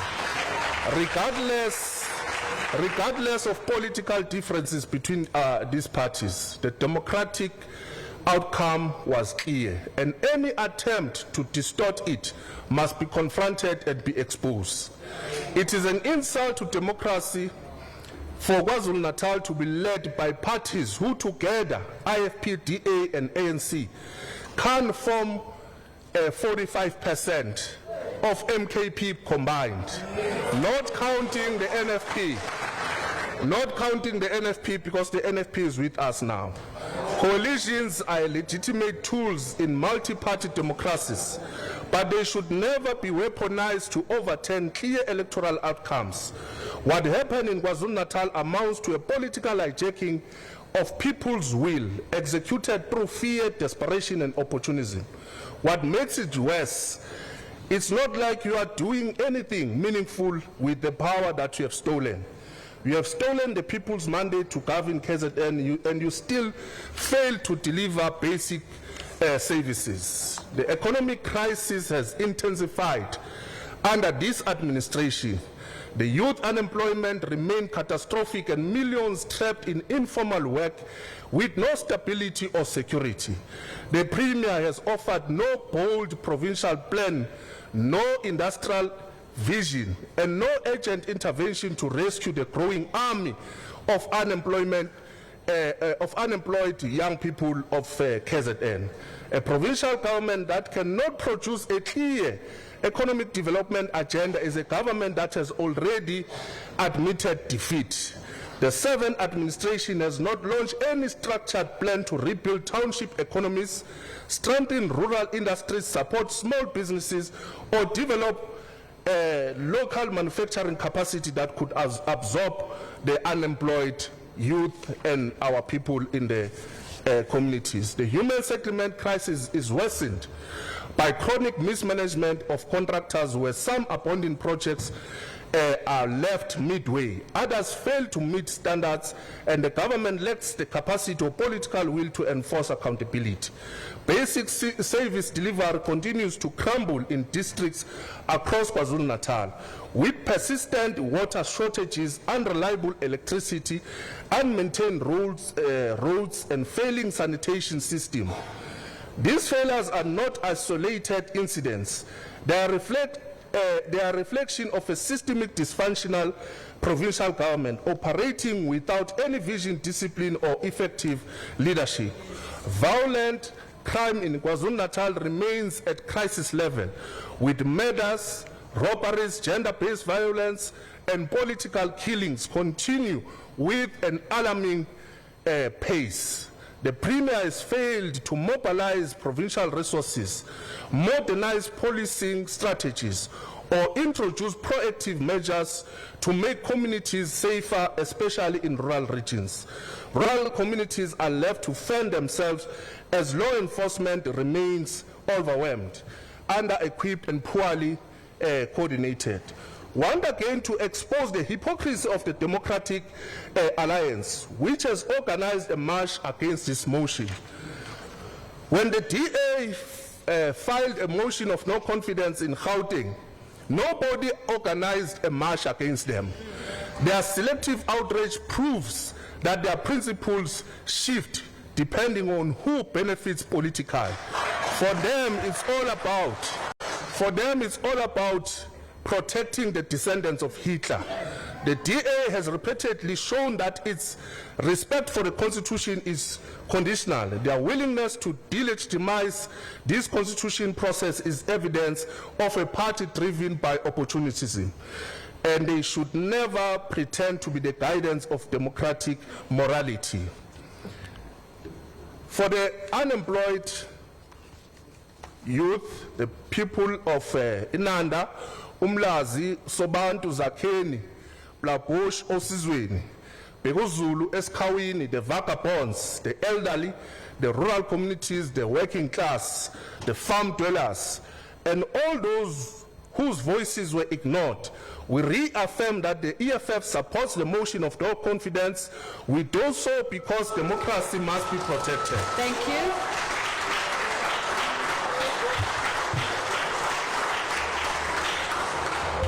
Thank you, Honourable Twala. The next Honourable Member for 5 minutes is Honourable SP Seme from the MKP. Thank you, Honourable Deputy Speaker. Ngicela ukubingelela ubuholi be-MK Party kwi-gallery. Ngibingelele undaba ezithi. Ngibingelele honourable members in the House and the people of KwaZulu-Natal. Honourable Speaker, this House reminds, in fact, what is happening around the province is reminding me of Samora Machel when he says that if you see a white man praises me, from that day know that I've sold. Today we are witnessing that in practice, white people protesting to save Thami Ntuli as a premier of this province, which only means one thing, Honourable Premier, you have sold. Honourable Speaker, we heard Honourable Buthelezi singing praises to Honourable Ntuli for his outstanding achievement thus far, for which I find strange though. Ukuthi aphi noma uwaphupha mayilele njobe hlezelele lapha. Umholi ongabazi nabaholi beqembu lakhe siyambona einkundleni zokuxhumana ethuswa umholi wasejozini esikambe ubani wena mase nithi asivumela ukholwa inhlangano enjalo la. We cannot. Honourable Fraser, through you, Honourable Speaker, we can stand here and fool ourselves by claiming that the government of provincial unity was the will of the people. Meanwhile, we all know that people of KwaZulu-Natal voted for the MK Party. So people of KwaZulu-Natal never voted to bring white people to power. Nyasiroba. Ngakho ke maqabane kaThambo uma nisayiwo, your conscience lies with you to save ANC today. And that opportunity is brought to you by the MK Party. If you are not going to do it for your organization, do it for the people of KZN. However, Honourable Speaker, today I'm here to debate a motion of no confidence on the Premier of KwaZulu-Natal on account of widespread government failures, mismanagement, corruption, and collapse of service delivery under his leadership. Whereas the people of KwaZulu-Natal entrusted the provincial government and the Premier's office with the responsibility to ensure sound governance, transparent and accountable use of public resources, and consistent delivery of essential services, including water, sanitation, electricity, transport infrastructure, housing, health, and education. And whereas the recent reports, including audits by the Auditor General of South Africa and the statement by the Labour, Civic, and Oversight Organization have exposed systemic failures across multiple departments and municipalities in this province. And whereas the current leadership has repeatedly failed to take timely and effective action to address mismanagement, corruption, service delivery breakdowns, and thereby eroding public trust, undermining the constitutional mandate to provide basic services. Now, therefore, the MK party moves that KwaZulu-Natal Legislature declares no confidence in the Premier of the KwaZulu-Natal with immediate effect and calls for his removal. Based on the following grounds, the AG 2024-25 audit report identified 18 material irregularities across provincial departments, including suspected fraud and non-compliance, with only a fraction resolved and only 21.1 million rands was recovered to date. Key departments, including health, education, transport, and human settlements, recorded billions in irregular, unauthorized, fruitless, and wasteful expenditure. For example, education incurred 521 million rands in unauthorized expenditure. Health disclosed 2.3 billion rands in irregular expenditure, with a further 2.3 billion rand under assessment. Human settlement recorded 492 million rands in irregular expenditure. Procurement processes remain deeply flawed. 75% of audits at department had material procurement findings, including awarding contractors to suppliers linked to officials and their family members. Related party contracts alone amounted to 64.9 million rands. The Premier's office has presided over the cascade of financial mismanagement, yet there has been little effective consequence management. This undermines the province's ability to govern responsibly and deliver service accordingly.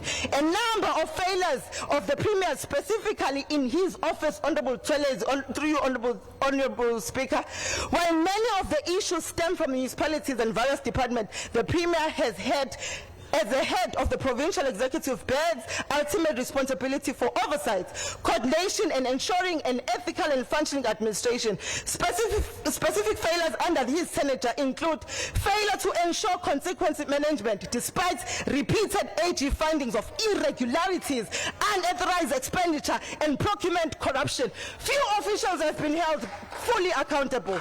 Disciplinary actions.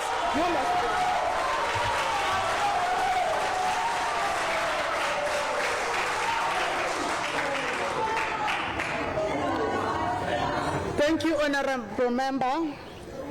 I now call upon the next member for 6 minutes on behalf of the National Freedom Party, the Honourable MEC CM Shinga.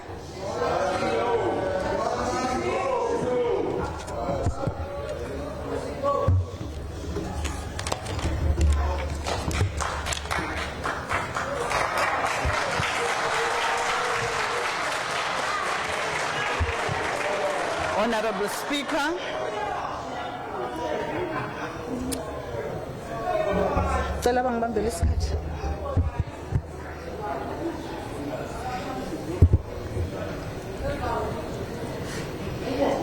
Honourable Speaker, the Honourable Premier of the Province, uMkhonto Ntuli, members of the Executive, leaders of political parties in the House and in the gallery, Honourable members, the people of KwaZulu-Natal watching the proceedings of this House. Honourable Speaker, true leadership is not proven in moments of excitement, but in moments of restraint.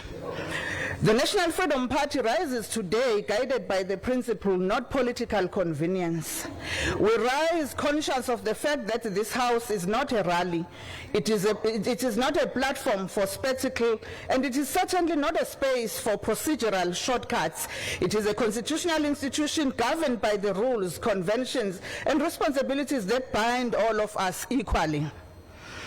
As our founder and first president, uMkhonto, once reminded the parliament during the similar moment in 2014, The functions of a legislature, I quote, the functions of the legislature are governed by the rules and not conventions, and therefore they cannot be changed for political expediency. We are here to debate issues, to come up with solutions and resolutions that improve the lives of our people, unquote. The principle remains alive today. It guides the NFP's approach to this motion. Honorable Speaker, a motion of no confidence is directed at the executive, specifically the Premier.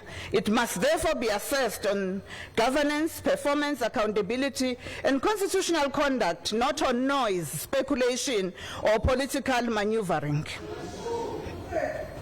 This motion is therefore clear it does not meet that threshold.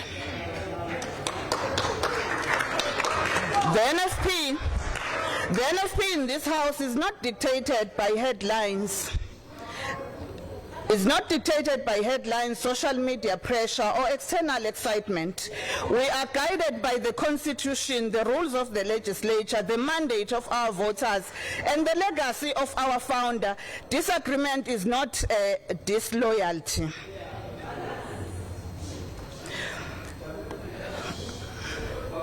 The NFP does not speak from the sidelines, we speak from the responsibility. Through the Department of Social Development, led by the NFP, this House has seen some real interventions that touch the lives of our ordinary people.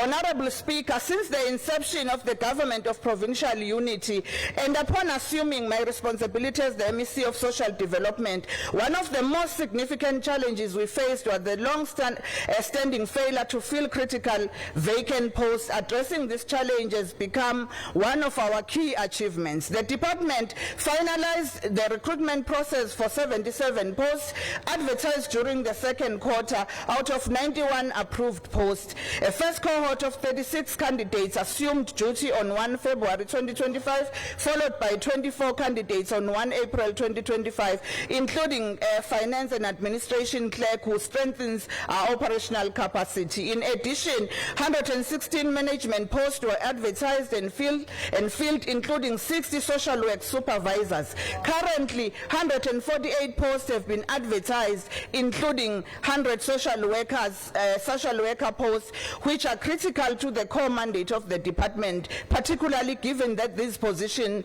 has remained vacant for some time. Umsebenzi we-executive. Ngokuholwa ke iwona uhulumeni wobumbano, sifike lapha ke sawunyakazisa umnyango wezokuthuthukiswa komphakathi, sawubeka ezingeni, sawusondeza eduze nabantu. Kuyimanje sisho ngokukhulu kuyiqhenya ukuthi lona umnyango osebenzela abantu bonke bakwaZulu-Natal.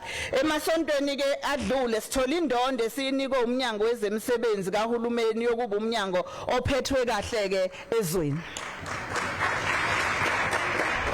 Uma ke sifika umnyango wawudonsa kanzima kwezezimali, kodwa sikhuluma ngokukhulu kuyiqhenya ukuthi kwenzeke umehluko, siyabonga kakhulu. At the same time, we are forging ahead with the shift from a welfare-based approach to developmental social welfare model and professionalization of the department to better respond to the needs of our people. Just last week, we attended the graduation of 48 officials from the Department of Social Development who were funded by the department to complete postgraduate diploma in community development at the University of Free State. Also, as the department, we've made significant strides in the fight against gender-based violence and femicide in the province. In August, we unveiled a state-of-the-art victim support shelter in Zululand, Olundi, a facility that stands as both a place of safety for survivors and a symbol of unwavering commitment to protecting women and children and restoring dignity to the victims of violence. This is not accidental. It is the result of a policy direction, political clarity, and manifesto-driven governance. Siyathanda ke ukubonga kakhulu the parties in the government of provincial unity, because this is not about the NFP in government implementing its own manifesto with partners who have respected the integrity of the mandate. The same partners who now sit in the House are the ones ones who vote for the adjustment, appropriation of the department, who pass the budget, and who enable the Department of Social Development to function and deliver.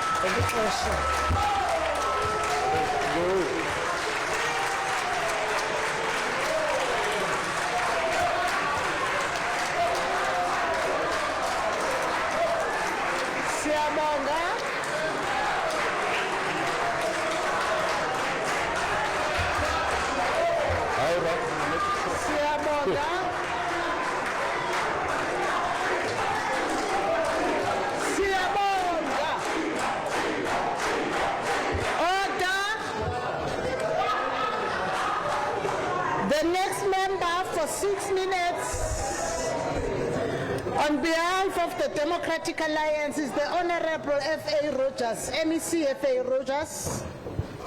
Diabulela Somlo Mama. Good afternoon, good morning to the Premier and to the Leader of Government Business, to the members of the Executive and the Honourable members of this House and guests in the gallery. Madam Speaker, this motion of no confidence is not a principled stand. It's a contradiction disguised as accountability. And nowhere are those contradictions clearer than in the conduct and positions of the MK party itself. The MK party expects us to believe it's acting in the interest of stability, yet everything about this motion undermines stability. The most obvious contradiction: the MK party campaigns on the language of unity, liberation, and people-centered government. Yet here in KwaZulu-Natal, it brings a motion designed to collapse a functioning provincial executive without offering a replacement government or a program of action or a budget framework. Nothing. Lutu dololo. You cannot claim to stand for the people while deliberately engineering uncertainty that threatens services, jobs and investment. The MK party accuses the Premier Thami Ntuli of instability. Yet it is this very government of provincial unity that has ensured uninterrupted governance, passed budgets on time, stabilized departments, established a financial recovery plan, created political stability, increased investor confidence, and kept the legislature functioning. The contradiction, Madam Speaker, is clear. The MK motion condemns the systems and mechanisms that have brought about this stability. A further contradiction lies in the MK's rhetoric on corruption and accountability. The MK party speaks loudly about clean governance, yet this motion presents no finding of misconduct against the Premier, no adverse audit outcome, no court judgment, no evidence of constitutional failure. Accusations of poor accountability without evidence is nothing more than absurd political theatre. If MK were serious about clean governance, they would engage through oversight committees, audit processes, and portfolio scrutiny, not through a motion designed to destabilize our government. MK claims to speak for the poor and the working class, yet this motion threatens infrastructure spending through executive disruption, service delivery timelines through administrative paralysis, investor confidence in a province already under economic pressure. Let us speak about leadership, Madam Speaker. MK argues that Premier Ntuli lacks legitimacy, yet he was elected constitutionally by this House. He leads a multi-party executive reflecting the will of the voters. He governs through cooperation rather than coercion. MK reject coalition governance yet offers no outright majority of their own. They did not obtain an outright majority. This is not leadership, it's evading realism. There's a deep contradiction in MK's posture on stability. The same MK party warns about unrest, instability, and social fractures that this motion would now bring about. Removing the Premier without cause is one of them. Trigger executive uncertainty is another. Reopen political contestation in a fragile province. KwaZulu-Natal knows the cost of instability. We all have a responsibility not to repeat history, lest we forget the scars of the July insurrection.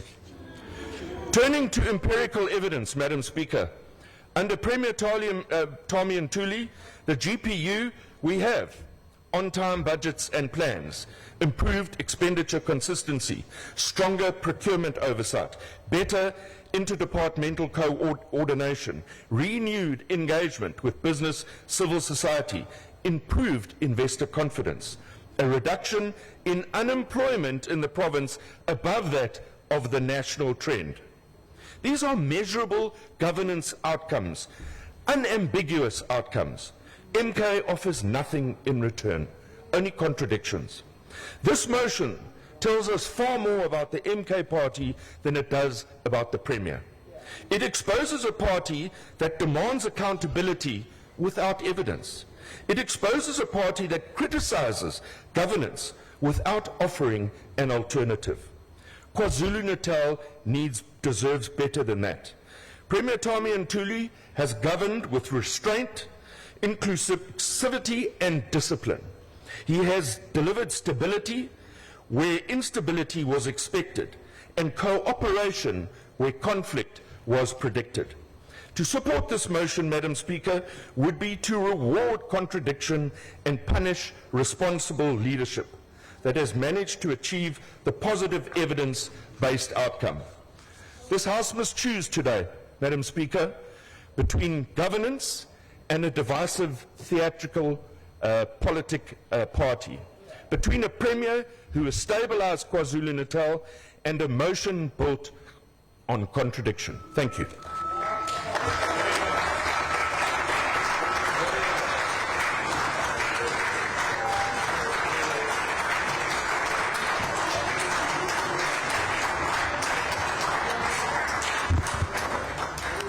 Thank you. The next member for 7 minutes on behalf of the MK is the Honorable S.S. Makubane.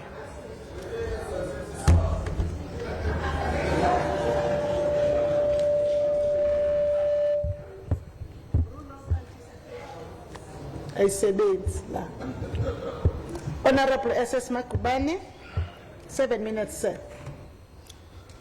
Thank you, Honorable Speaker. Greetings to the leadership at the gallery and also the one of the progressive forces, and members of the legislature. Honorable Speaker, before I start with my speech, let me address some of the statements that were mentioned by the members here. Through you, Speaker. Honorable Chelezi, you said the Premier is unifying even the traditional leaders.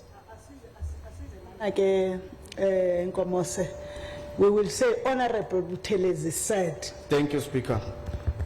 Honorable Speaker, Honorable Buthelezi said, the Premier is unifying all traditional leaders. But we know one thing, and that's a fact, and we'll provide those facts here, because Honorable Kaula, Speaker, also wanted us to have facts. We're going to give it to him now. The Honorable Premier doesn't even respect the King, His Majesty, Misuzulu Kazwelithini. When the King sent a list of preferred, Speaker, employees to the King's office under the Premier's office, the Premier, that list was sent on the 28th of July 2025. The Premier went to the Royal House at Emashobeni and rejected that list. Honorable Speaker, when the King came back from Dubai, the King found that those posts were filled by Honorable Ntuli's candidates, not the one preferred by the King. Because we're talking about evidence, those employees I'm talking about is PESAL number 611648887, 691111090, 692599038. I can't even say their names. It's up to 617702330. All those employees, His Majesty the King Misuzulu doesn't know all of them, but they are in his office employed by Premier Ntuli. Premier Ntuli does not respect the King. We cannot have a premier in our province that doesn't respect the royal house, which is the royal house of KwaZulu Palace. We can't have that premier.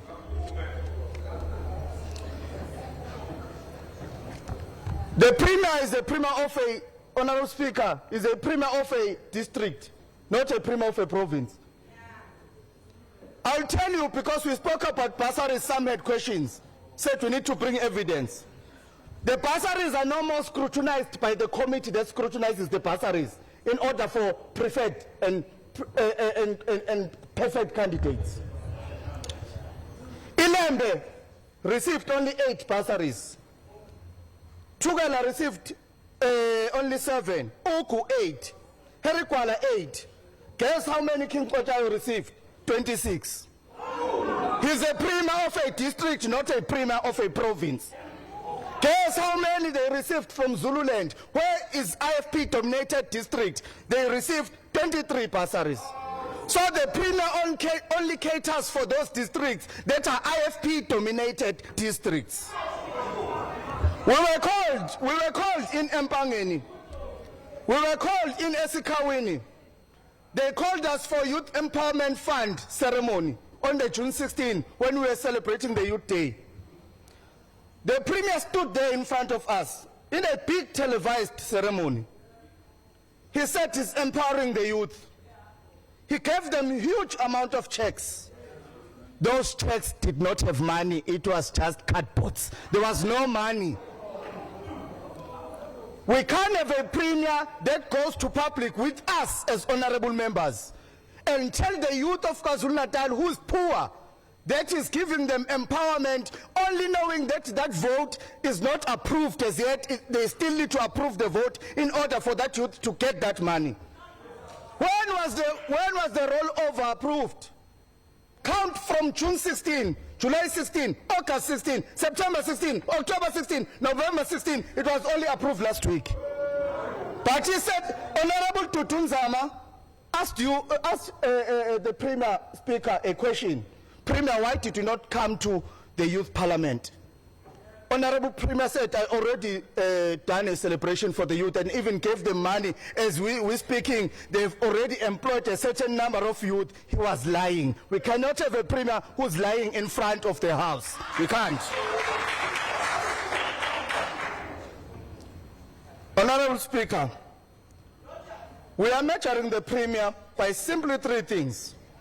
The other one of the New York trip is still gonna come. Just wait and listen. Awuthi kozololo mhlonishwa Nkomosi. Mhlonishwa kabisa usukuma ngawuphi umtheshwana. Honorable Speaker, thank you very much. I'm rising on Rule 57A in conjunction. 57 bani mhlonishwa? 57 1A okay. In conjunction with 75.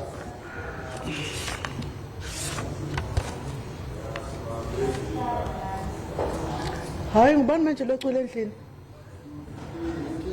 Hawu kodwa mhlonishwa owakade ikhansela se-Ward 1. Hayibo, hayi akubona eThekwini la.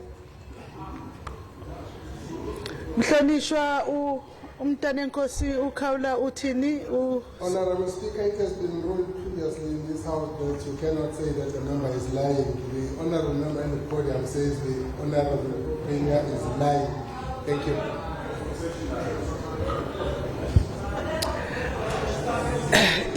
Impela uma ngaba usho kanjalo mhlonishwa uMagubane Rhoxisa. Thank you. Kancane mama kancane. Ngeke mhlonishwa ugasa. Ngiyazi ukuthi wena uyakwazi ukuphika phi. Ngenzeka ke ukuthi namhlanje bekunguseme kodwa ngizwe izwi lakho. Mhlonishwa ugasa ngeke sisi, ngeke mhlonishwa. Rhoxisa Nkomosi. Ngiyabonga Somlomo. Siyabonga ayiqhubeke inkulu. Somlomo, le concern ka premier yokungabethembi ubuholi bakhe akuyona iMK party kuphela. Even another leader of another political party that is not part of this house made the Premier aware that there are irregularities on your appointment of beneficiaries on the youth fund. The Premier ignored that leader. That leader ended up going to public protector. But what the Premier did, Honorable Speaker, he quickly appointed an acting DG so that he can quickly process those irregular youth empowerment funding. On that note, we know very well why the DG, Dr. Mkhize, had to resign. And imagine an office of a premier that makes a highest position in the province to resign. What about the directors that will want everything to be done according to principle and protocol? They'll be shaken. We can't have a premier that his office is able to make a senior position, DG, to resign just because of harassments. In the office of the highest office in the province, we can't. That means there will be no principal, there will be no director, there will be no senior official that will be able to do things in principle and order because there will be political directives. We can't have a premier like that one. So our reasons are valid that we cannot have a premier that will hold the position and not be faithful to us as KwaZulu-Natal. Thanks.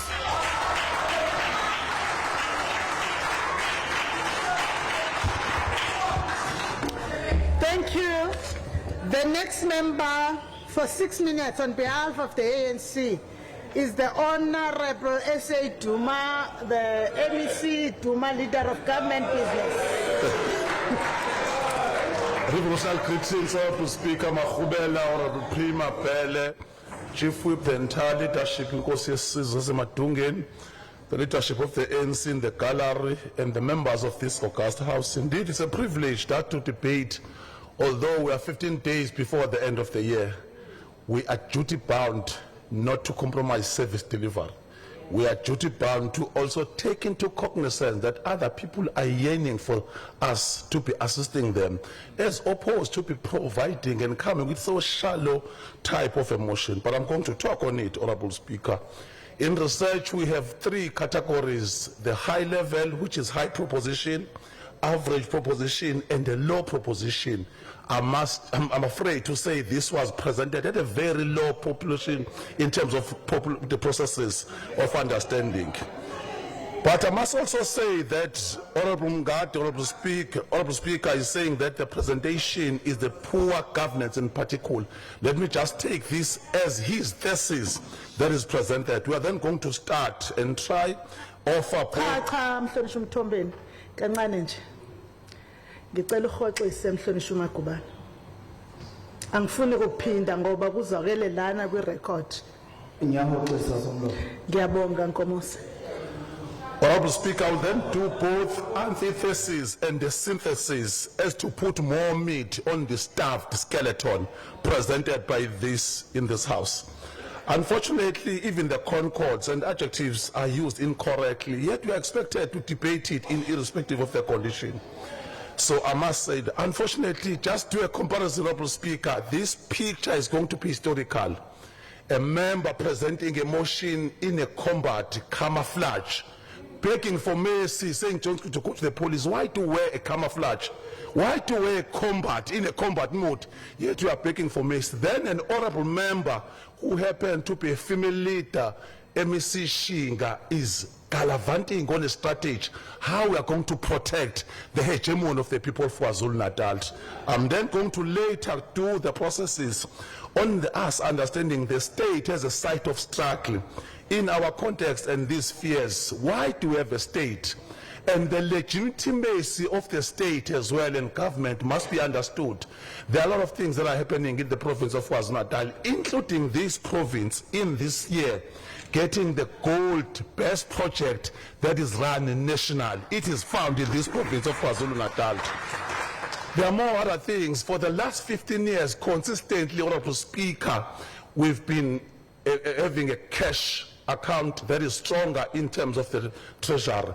This for the last 5 years, and she's been involved in the process, Honorable Speaker, getting clean audit as a means of saying that the issue of oversight is being played. We do understand government and all those things. For you to lead a state, it requires men and women of integrity, development of policies, ideologues who can come up with a proper vision like National Democratic Revolution, not umzamo nje ukuthi asazi kwenzakalani. You need a proper component. Let me talk, because there's been this myth that we must demystify today, that there is a certain organization that won here.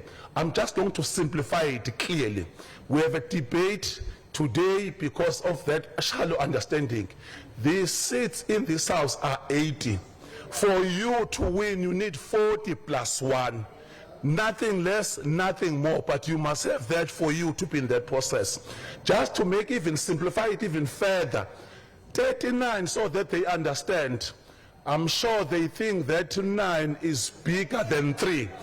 30 is, that 3 is bigger because it's a unit of 3.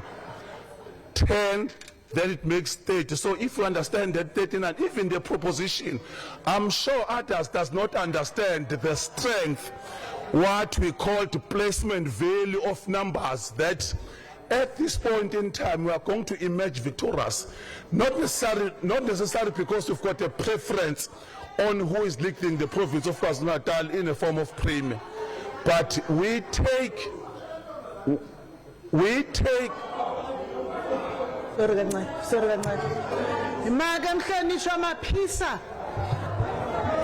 are no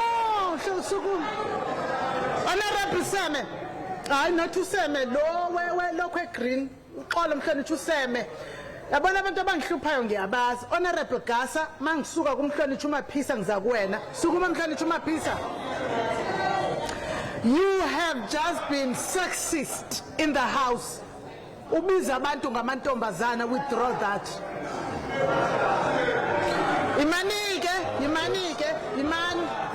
Imani bahlonishwa abanye benu kulabo bakhulumayo ba homophobic. Thulani. Withdraw that mhlonishwa uMaphisa. I withdraw, Honorable. Thank you. Mhlonishwa uGasa. Mhlonishwa uGasa ezansi kwamhlonishwa uMaqhegwana. Sukuma. Angazi mhlonishwa uMaqhegwana sefuna ukusukuma yini noba ufuna ukukhusela ibhande lakhe. Mhlonishwa uGasa. You are being warned. Now ibhamba Kelly hairstyle akuyona into ethusalayo leyo mhlonishwa hairstyle. Uma ungayazi mhlonishwa unene phuma kuyona. Mhlonishwa uGasa, you are now being named. Ungabe usaphinda ke ntombi enhle. Hlala phansi.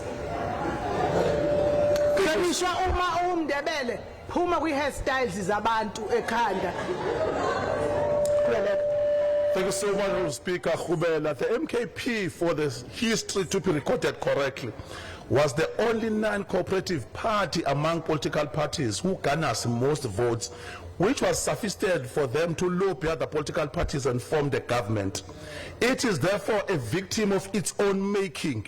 Thus, to go back and sort out internal conflicts, there is not a place to have a poorly coherent party to correct itself. It is not our duty. It is 19 months later, so we can't just be subjected to that slumber mood. And if you are not leading with coherent, if you are not strong enough in understanding that democracy, the new dispensation, which was fought for, you can't then subject us into that. Actually, we must not let this stage disaster to go to waste, Honorable Speaker, because out of this, we can draw a lesson of history at the same time. And I'm sure I must also state this point. It is a true reflection that a member of the MKP is currently under investigation out of UIF. He benefited 18 million out of that process. As we speak,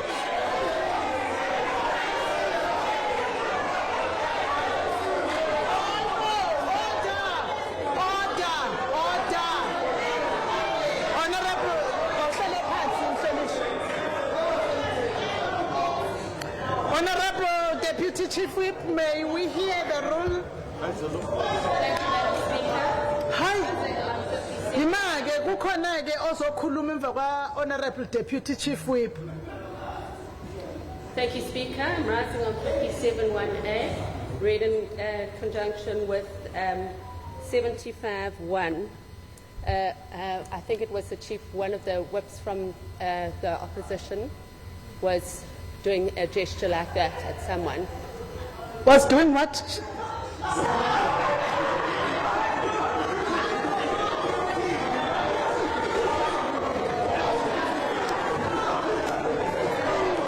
Honorable Mbata. Was it Honorable Mbata? Yes. Okay, Honorable Mbata, stand up. Ubani nozombulala. Ngoba phela bonke abantu endlini bathule wena uyabuza ba issue thini. Mina imanje uqhazela. Mina ngiyazi ngakithi esayidi uma ngithi ngizokunquma. Ubani lozomnquma? Hayi cha, ngizokhuluma nawe Mhlonishwa uSeme mase kukhona othe uzomnquma endlini. Mhlonishwa uMbatha ubani lo ozomnquma la endlini? Okay. Yeah, thank you, Honourable Speaker. Firstly, the Honourable Deputy Chief Whip, where you come here, about the one now, so,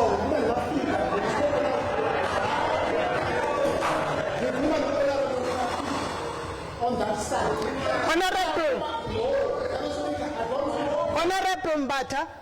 Honourable Mbata, Olisa ngokwenza le gesture. I-gesture endla. Imama mangiqede. Ngiqede. Yima ngiqede. No. I'm warning you. No. I am warning you. I am warning you. I am warning you. You are threading on very thin ice. Imake wena ozonqunywa. Honourable Mbata, to protect yourself and integrity. Le into oyibonakela uyenza xolisa ngayo ayenziwa le yonto. Okay. Ngiyabonga Speaker bembalule umphimbo kodwa ngiyaxolisa. Siqolele malungu ahloniphekile akekho umuntu ozorefer kumhlonitshwa uMbatha nokhomba lana uthi nje uyaxolisa. Now, honorable members, thank you, Honorable Deputy Chief. Who knows what? Mhlonishwa uMbatha? Who knows what? Hayi bo. Hayi. How kodwa mhlonishwa wafunga ngeconstitution? Ungayenzi into engekho right mhlonishwa uMagubane uthi wenza ukucover ibra yakho ube kanti uzifaka entweni engawufanele umholi. Ungayenzi lento yenzayo. Bahlonishwa izinto enizimemezayo ziyezwakala zi-offensive in terms of the rules, zi-offensive. Phumani kuzona abahlonishwa. Qhubeleka mfoka Mthombeni mhlonishwa. Oh, kancane nje. Mhlonishwa isikhathi bese ku14 akakaze akhulume ngimmisile. Akakaze bese ku14 ngimmisile. Ewe. Mhlonishwa Simelane. Thank you very much, Speaker. Speaker, I rise in terms of Rule 74.1c. Okay, ngubani ekukhulunywa ekwenziwe personal reflection kuyena? Honorable Sene stood up in the House when MEC Zuma was debating, pointed at him, indicated that the councillor that was charged, because he has been charged, ate the money with Zuma. Uyidle nawe leyo mali. Charged more than 3 times. Oh.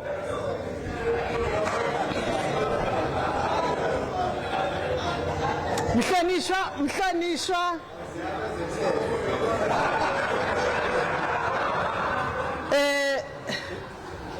Angazi ke lokweni kusho nithi ukhona ezethes ke angikwazi mina.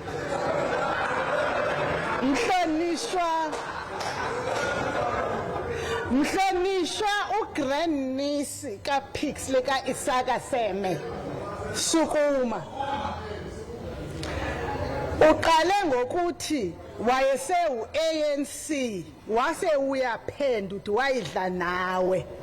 Bengithi ke ngesaba ukuba ngathi ngiloko ngikumemezile emhlonishwa uSeme. Withdraw lokho bokusho komhlonishwa uDuma.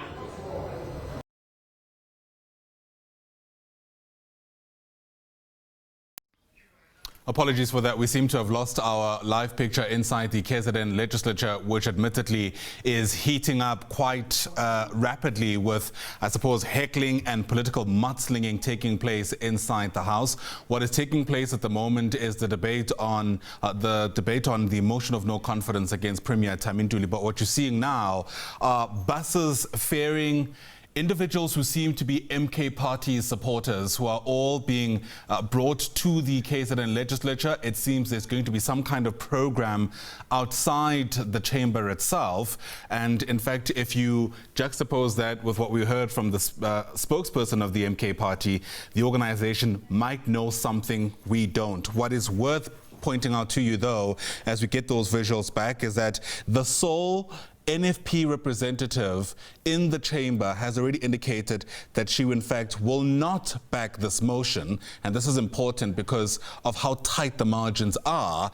The proof, of course, of the pudding is in the tasting, and we'll see when that vote finally takes place how it'll swing. But for now, let's take you back into the chamber itself. The Speaker really trying her best to take control of the room, given the multiple objections we're hearing from the floor. Let's continue listening in. 14.2. 14.2, it's not a rule of the debate. Then it's No. Sit down. Sit down. Sit down. I have, in terms of assistance that is provided by both the Constitution and the Rule 15, there is Deputy Speaker who provides that. Take your seat. But it's sit down. The rules that are sit down. Go and learn rules, Mhlonishwa. Rules of debate. Sit down. But Speaker, don't embarrass yourself. Don't embarrass yourself. You are the only one who stands on a rule that is not rule of debate. Sit down. I'm impartial when applying the rule. Sit down. Earlier on, when MEC called the members of uMkhonto, you checked with him that did he say such. But when the members from the right side tell you that the members are doing some gestures, you rain on them without checking with them if they've done so. So you must be impartial when applying the rules, Honorable Speaker. Do not treat these people special. They are not special to all of us here. We're all equal in this house. Okay, sit down. Please. Sit down, I'll respond. One who's causing chaos. Sit down. Sit down. Applying the rules. Sit down. Sit down. You must be impartial. Sit down. Sit down. You must be impartial. Applying the rules. The person who had spoken, Honorable Seme, that I rolled on, I said I heard you uze what. So don't draw parallels where they do not exist. I checked because I said I may have heard him differently. I did not say kuye ingaba and mvanga. I told you that I heard him. No. Oh, sit down. Thank you. Komose. Tshena nomunye ke ahlale phansi. We what? Komose. Memeza nangomunye naye khuluma ngikhuluma. Komose. Wenkomose Mhlonishwa. Memeza phela nangumkhaya kwaseNewcastle naye ahlale phansi. Ngithe makahlale phansi. Honorable Twala. You must be consistent when you apply. No. Honorable Twala, your understanding of consistency is not in line with the rules. Yes. Sit kungcono uyayizwa ke. Hlala phansi Twala. Twala hlala phansi. Twala hlala phansi. Thank you. Mhlonishwa twala hlala phansi. Honorable members of the House. Honorable members of the House, sengihlekisa umhlonishwa othi ukholo thutha kakritsha ngaze ubani lo. Honorable members of the House. It's an embarrassment when you stand up and read rules that are not rules of the debate. But the embarrassment is worse when you call yourself a party leader. When you stand up and call the rules that are not rules of debate, and you think that you have done something that we must applaud you. Members who arrive years after you, that raise point of orders properly. Now,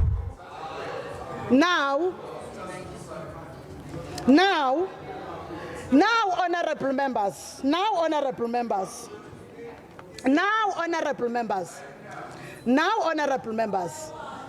I will continue with the debate unperturbed. I will allow the 3 speakers that are still to finish so that they are heard. The 14 seconds of Honorable Zuma will be, no, kaloku baye bamisa kusakhuluma umhlonishwa uSmelane mhlonishwa uDex. Ndasho ukuthi akakakhulumi. May you continue mhlonishwa uDuma.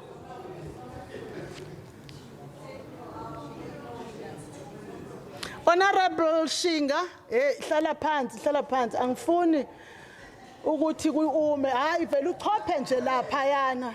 Asuku sergeant at arms at the back. Ngicela uhlahlele emhlonishwa uDex.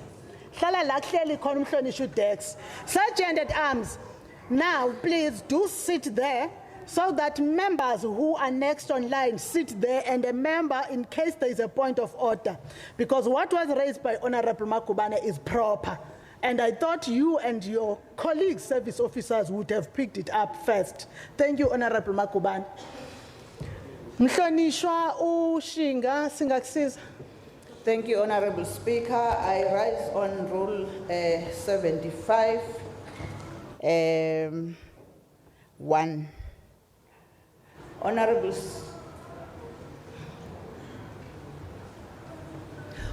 Speaker, I don't expect you to make any ruling, but for noting, whilst this was going on, Honorable Seme and Matlekwane pointed at me and said, Speaker, uzophuma, it's a matter of time. So angiqondi speaker ukuthi bazongikhipha kanjani ngoba angilona ilunga le-MK party, but they said it's a matter of time before I am thrown out of that door. Thank you, Speaker. Okay.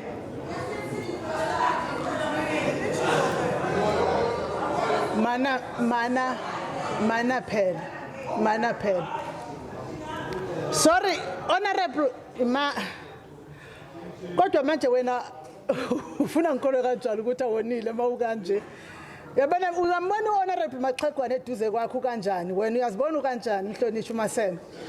Mhlonishwa uShinga uthe usukuma ngophi umthetho?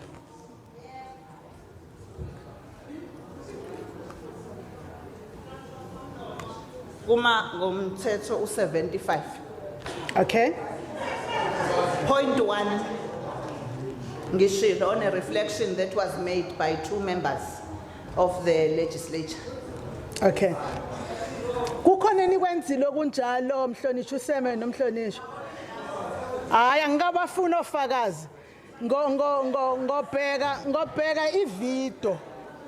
Ngobheka ivideo.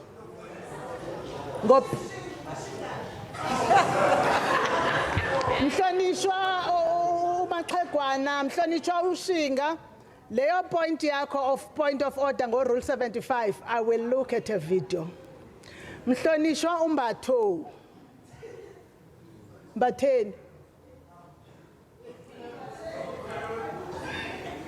Honourable Speaker, I'm rising on Rule 57, 1A, on a point of order, on the issue of impartiality, Speaker. I will request going forward that you treat this side the same way you are treating that side. I'll tell you why, Speaker, I'm saying that. Honorable Shinga rose without any rule. You allowed her to speak. And when she's done, no. And when Speaker, I'm speaking with the Speaker, not with them. And when she's done speaking, you then ask her what rule are you rising on. Consistency, yes, Speaker, I'm requesting that. Thank you. Okay. Do you know why I said she must say the rule again? Because as such, what akuko rule, you were saying that. Ute usuka ngo 74-1. Because, Honorable Member, you have not internalized that a point of order that you raise alone is not enough. A point of order must be accompanied by a rule. When you stand up... All right, we just want to bring your attention at around 27 minutes to 12 o'clock to the visuals on the right-hand side of your screen there. It seems former President Jacob Zuma has also arrived in the KZN CBD just outside the Provincial Legislature, where, of course, that heated debate is currently taking place on the left-hand side of your screen. He, I imagine, is going to speak, of course, in his capacity as the leader of the MK party, which has sponsored this motion of no confidence against Premier Thami Ntuli. The numbers suggest this will go all the way down to the wire. You might remember the MK party only has 39 seats. Presumably all 39 of those members of the Provincial Legislature will vote in favor of this motion. However, they need at least 3 more to get this vote over the line. The EFF has already come out to say that they will donate or give their 2 votes with their 2 seats to the MK party, which means that pact, if you like, will need yet another vote, just one more vote, if you like, to get it over the line. There was all manner of speculation about whether or not that vote would come from the NFP, which you know was part of the provincial government.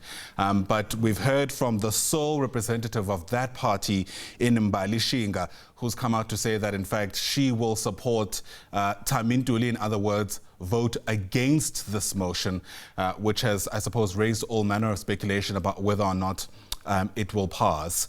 What is also interesting is that the MK party is asking for it to be a secret ballot. We haven't even gotten to that part of the business, given the mudslinging and the delays that is taking place inside the chamber itself. I mean, for the past 10 minutes or so, the Speaker has been trying to get some kind of order. Nomtembeko Boyce really having her work cut out for her, with accusations in some instances that she is not being fair in how she's handling these proceedings.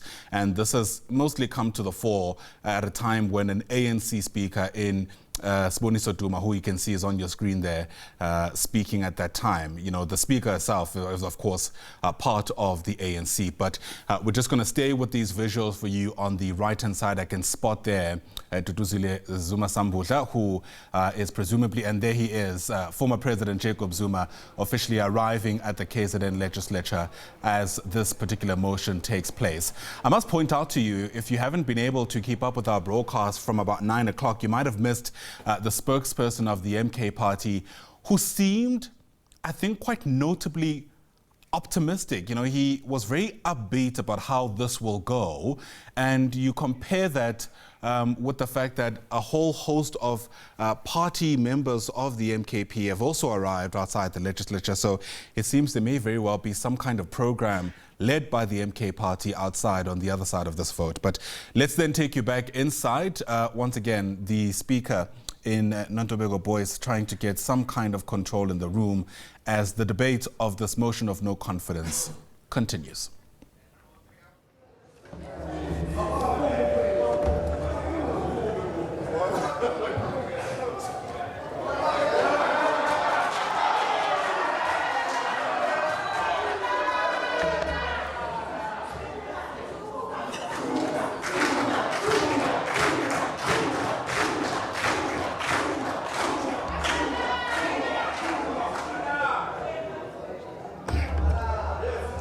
Okay, members on the gallery, you are not part in any way. The members are those that are here that are free to do anything at any given time. May you start the debate, sir. Honorable Nkosi Qeleza, the leadership of uMkhonto weSizwe in the gallery, the leadership of the EFF in the gallery, the leadership of the ANC led by Mr. Jeff Hatebe, the leadership of the NFP in the gallery led by Mr. Barnes, our visitors in the gallery, honorable members. I greet you this morning or this afternoon in the wonderful and revolutionary name of our Lord and Savior Jesus Christ. Madam Speaker, today we must speak truth. Honorable Speaker, the Premier of KwaZulu has been weighed, measured, and found wanting. Honorable Speaker, he ran away. Honorable Speaker, on the 20th of March 2025, I posed a question to the Premier for oral reply on the cost of his New York trip.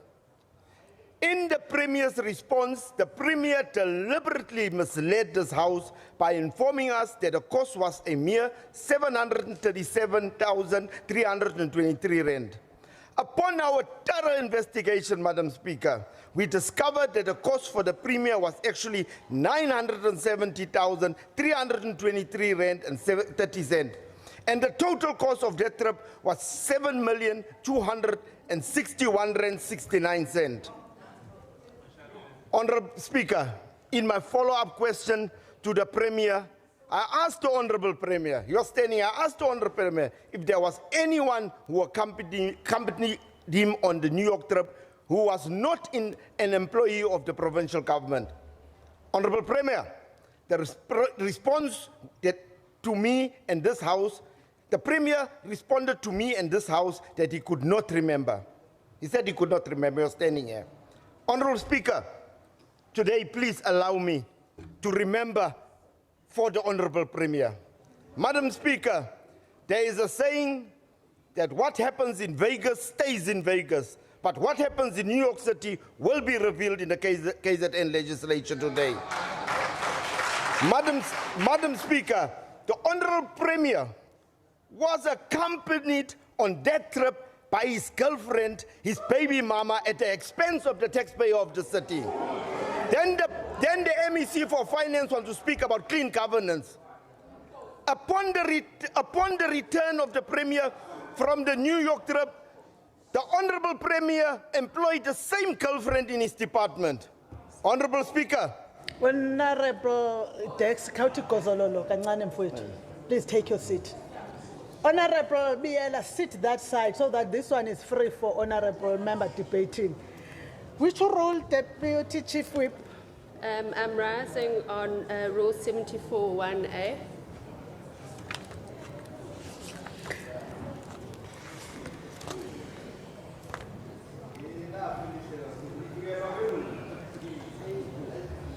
Okay, what improper motives? Yes, the member stated that the Premier took his girlfriend to New York. She's accusing him. No, but is it the wrong rule? Is it proper? 71. Should be 74.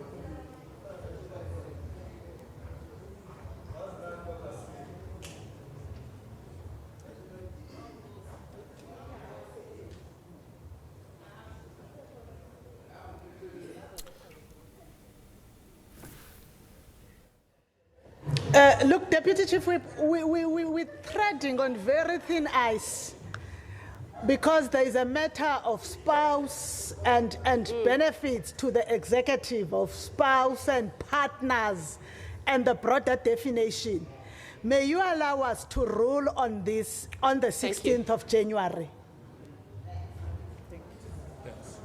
Because we don't want to rule it out and then have a bigger impact on women and their standing to partners in the House.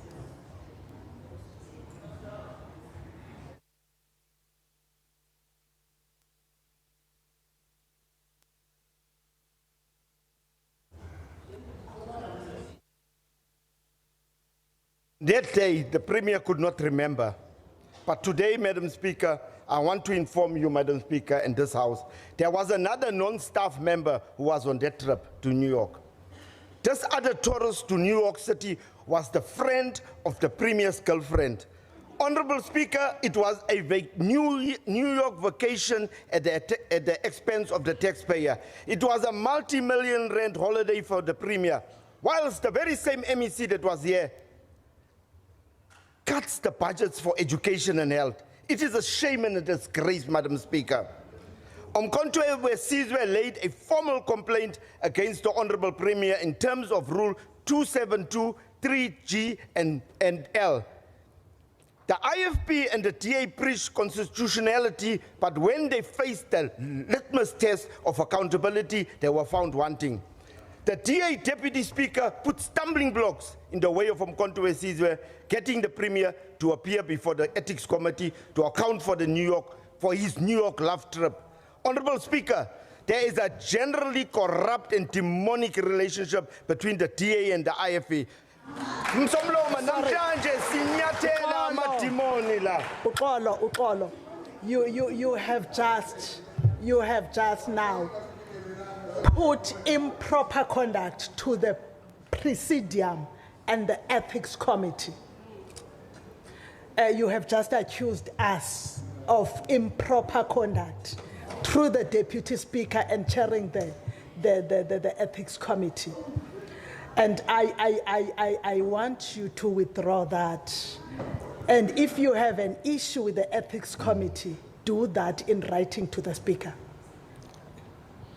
I will withdraw, Madam Speaker, and so I much, will do as you requested. Thank you, sir. Honorable Speaker, the Premier has violated the Code of Conduct and Ethics of the KZN Legislature. Under Part 1, Ethical Conduct, Principles of Holding Public Office, the Premier has violated A, B, C, D, and E. Please read the Premier. Under the Part 2, Specific Obligations, the Premier has violated. Under Part 2, Specific Obligations, the Premier has violated 1A, 1B, 1C, 1D, 1E, 1F, and 1G. Madam Speaker, the Honorable Ntuli is no longer fit and proper to occupy the office of the Premier.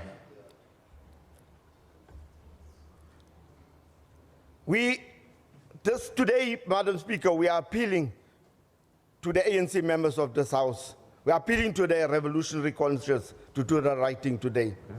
If this vote does not pass, Madam Speaker, we give notice that we are going to collapse this government because it is not of the will of the people. Madam Speaker, the member of the IFP who defies a party line will soon be gone.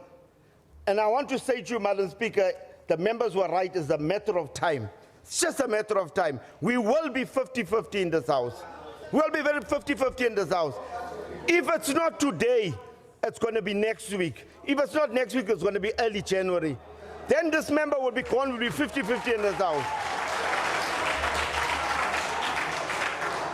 We are very patient. We are very patient as uMkhonto weSizwe. We are very, very patient. Next year, no budget will be passed in this House. We are going to go back to the electorate. If we cannot pass this budget on 3 occasions, we will have to go for new elections in the province. We are going to go back to the electorate, and we are going to defeat you all. Now, the behavior, Madam Speaker, the behavior of the African National Congress in this House. The ANC Speaker, before the Honorable Zuma, said that their participation in the GPU is to advance the democratic revolution. Now, a leader of the ANC, Zigalala, said that the participation in the GPU is a tactical retreat. Now, I do not know how the member feels that they can advance the democratic revolution when Zigalala say this is a tactical retreat. You are not advancing no democratic revolution in the GPU. You are sitting in the ANC sits in the GPU. What an MEC from a neoliberal party enforcing neoliberal principles in this house, economic principles in this house, in this province. Then you say you're advancing the democratic revolution. The MEC purposely cuts the budgets of health and education to undermine the ANC, and you cannot see it. It is the GPU. It's the GPU and the MEC of finance in this province, KZN, that have reduced you all to a test. It's him that reduced you all to the test. You want to continue being the test. The voters out there are looking at you. Come next year, 2026, we are going to defeat you, ANC. You are going to be finished if you continue in this thing here. Even the Honorable, Madam Speaker, even the Honorable Buthelezi goes around and undermines the ANC. Thank you, thank you, thank you.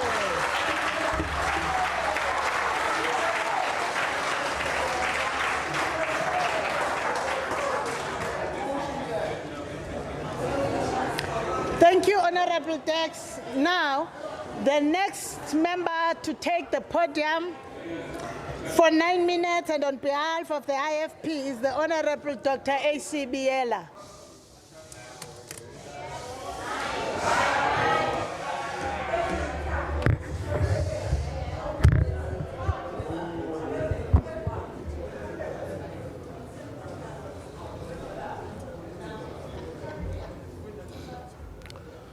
Honorable Speaker, the Honorable Premier, Honorable Leader of Government Business, Honorable Chief Whip, Deputy Chief Whip, Honorable members of this House, the leadership of the IFP in the gallery, and all guests present, I extend my warm greetings. Honorable Speaker, allow me to acknowledge the rich and varied political traditions represented in this House. The African National Congress of Pixliga Isaka Seme, the Democratic Alliance, whose liberal heritage is inseparable from the courage of Helen Suzman, the National Freedom Party of Kamakwaza Msebi, the Economic Freedom Fighters of the Honorable Julius Malema, and of course, the uMkhonto weSizwe Party, whose formative moment is inseparably linked to the heroic giant of this early organization, uMkhonto weSizwe of Mr. Jabulani Khumalo.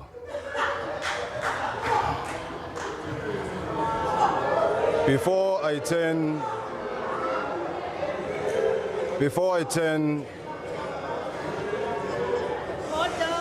Order, honorable members, order.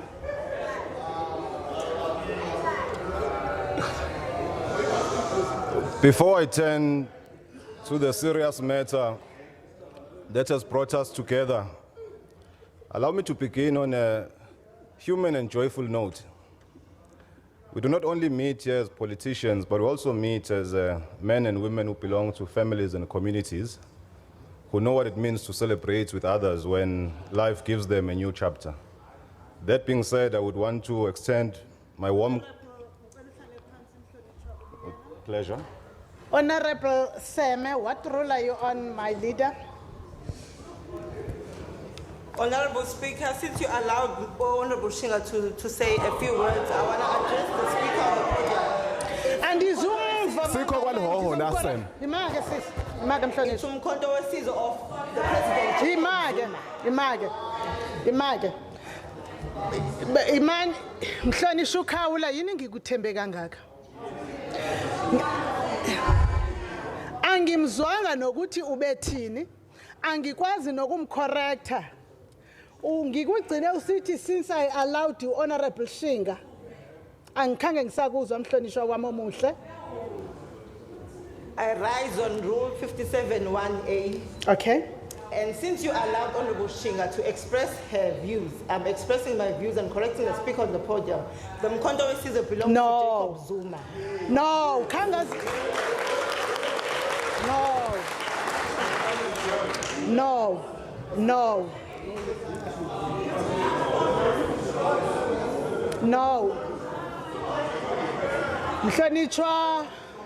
Mhlonishwa uSem. Ngicela ukucorrect. uraisile urule 74 mhlambi ke angazi ukuthi wena uzwile na. Kodwa futhi kuleyo ukuthi ngokabani uMkhonto weSizwe.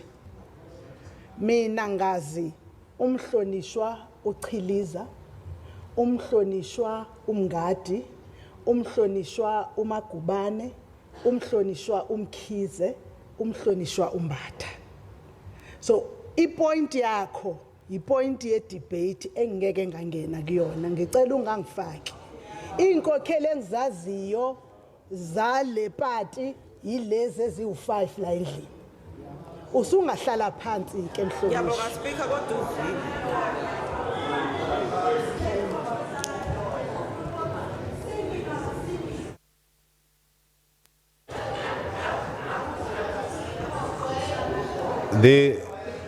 The other problem is when you want to impress your leaders and you want to sound intellectual and you even make a bigger blunder. The fact that the honorable member has the audacity to stand and think she's saying something smart when she says the organization belongs to someone, that is a problem on its own, because organizations belong to the people and not to a person. Rule 56.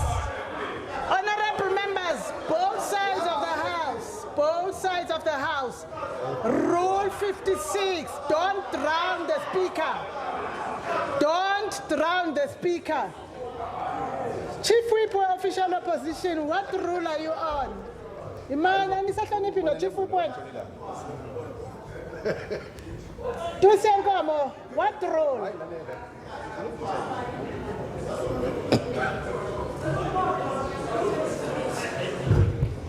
Thank you very much, Honorable Speaker. I'm rise on Rule 57(1)(a) for Rule 60. A member may not be irrelevant or repetitive in the debate. Thank you. Imake. Uyazi uyangihlupha. Awukaze wangihlupha, uyaqala nqa ukungihlupha.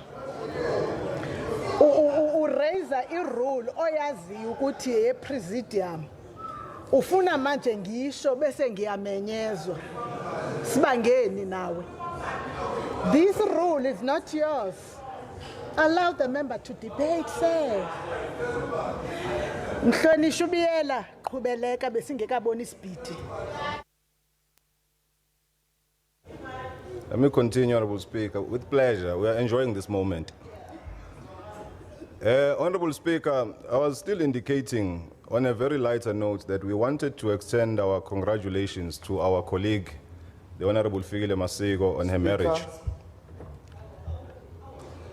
Oh, please.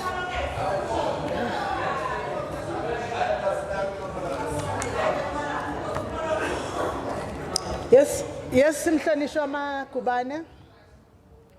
Kodwa niyafundekela abahlonishwa, niyamemeza abahlonishwa. Thank you, Honorable Speaker, for the opportunity. I'm rising on 57(1)(a) together with Rule 74(1)(d). The member on the podium said, he said our member is standing up as if he's trying to be smart. That's a reflection upon a member's integrity and dignity.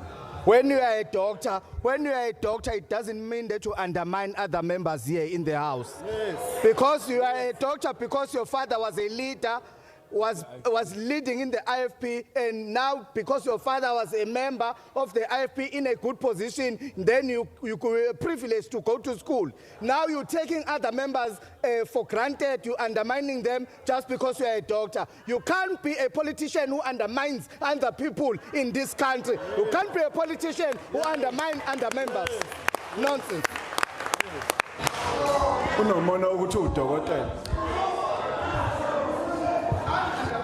Mhlonishwa